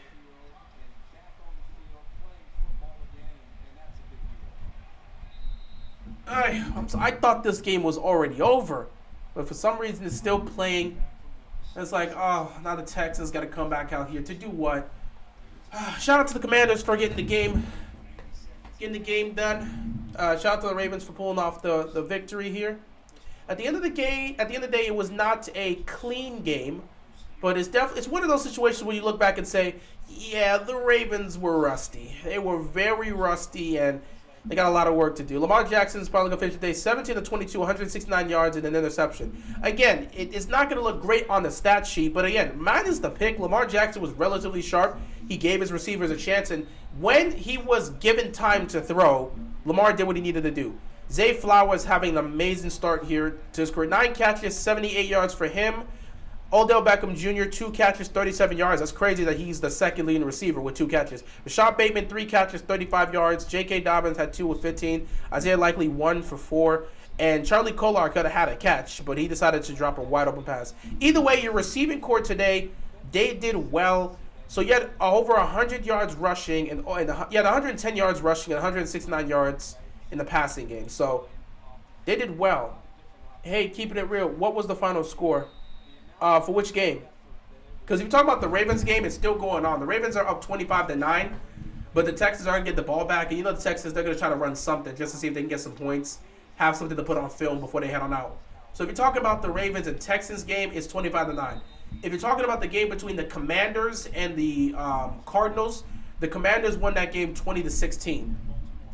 So speaking of that, let's look at some of these final scores as we move away from these games here and prepare for these 1 o'clock games and prepare for the 4:25 games. Cannot wait to see the Dolphins and the Chargers go at it. So the Ravens are most likely going to win this game 25-9. The Titans and the Saints are in a close battle. Saints have the football. They're in Tennessee territory, and they're up by 1. So, yeah, Ravens are going to win this one. It's 25-9. That's probably going to be the final score. Falcons beat the Panthers 24-10. Jaguars beat the Colts 31-21. Commanders beat the Cardinals 20-16. Browns destroy the Bengals 24-3. Buccaneers pull off the upset. They beat the Vikings 20-17. And the Niners destroyed the Steelers 30-7. So, yeah, I mean, the only game that's left is the Saints. And the Titans might have a chance to win that one, but I'm not sure. At least we didn't do bad like the Bengals. I mean, again, we have a lot of stuff we personally have to work on, like this offensive line. The injuries are piling up. But again, all in all, it wasn't a terrible outing. Like, again, the passing game wasn't awful. Lamar Jackson was accurate, minus the pick. The only time Lamar Jackson was inaccurate was when pressure came. And that was because the offensive line was not giving him any chance to do anything. The offensive line is where I have my concerns. Losing J.K. Dobbins is where I have my concerns. But other than that, and Marcus Williams. And other than that, it's relatively fine. Like I said, it was week 1. This basically was their preseason game. This was their preseason game. They didn't play in the preseason, so this was their preseason game. Like to see the Bengals at low morale going into our game against them next week. I honestly, losing this badly to the Browns would just motivate them to want to play better against the Ravens. So I don't assume they're going to be at low morale. I see them as a situation where they're just going to be really, really engaged against the Ravens because they know they don't want to start the season 0-2. Browns game was zero stress. Yeah, I mean, I think most of us assumed the Browns were going to do well because the Browns have the Bengals numbers. Cincinnati, for some reason, they don't play well against Cleveland. Joe Burrow has been terrible against the Browns. Well, not terrible, but he hasn't been good against the Browns. He hasn't beaten them. Cleveland can hold that over his head. They have not lost to Joe Burrow. So for the start of the week, for week 1, the Ravens will be second place in the AFC North. First place goes to Cleveland because they happen to take on the divisional foe. That's just how it is. Now 4 down and 3 here, 8 seconds left. You might as well go for it. Last play of the game. Under 100 passing yards is crazy. Yeah, Joe Burrow was terrible. Kenny Pickett was terrible. Lamar Jackson and Deshaun Watson, they were serviceable. They were okay. They were solid. They both turned the ball over, but they both helped their team win. Honestly, I'm not going to lie. Cincinnati might have rushed Joe Burrow back a little bit too early from that cash rate. 4th and 3. CJ, don't take a sack. And with that, the Ravens win week 1 against the Houston Texans. They take a 25-9 victory here. There was some good, there was some bad. There's a lot of things to talk about. We will look to talk about that later on. I'm actually going to end this here. The Saints, looks like they fumbled the ball. Oh, they did fumble the ball. They held on to it. Looks like the Saints are also going to win the game because Tennessee has no more timeouts. So the Saints are going to win in week 1 against the Tennessee Titans. Either way, guys, I appreciate you guys stopping by for this week 1 game. It's been an interesting one. Yeah, Ravens get the win. Hopefully they play a lot more of a cleaner game in week 2 because they were way out of sync here. But they got the victory, so you'll take it as it is. Anyway, guys, I appreciate you. Thanks for stopping by. And, yeah, I'll see you for Sunday Night Football. Cowboys-Giants. That's going to be fun. I will see you guys for Sunday Night Football. I am not missing that game between the Cowboys and the Giants. I will be here for Sunday Night Football. So I'll see you in a few hours. Peace out, guys.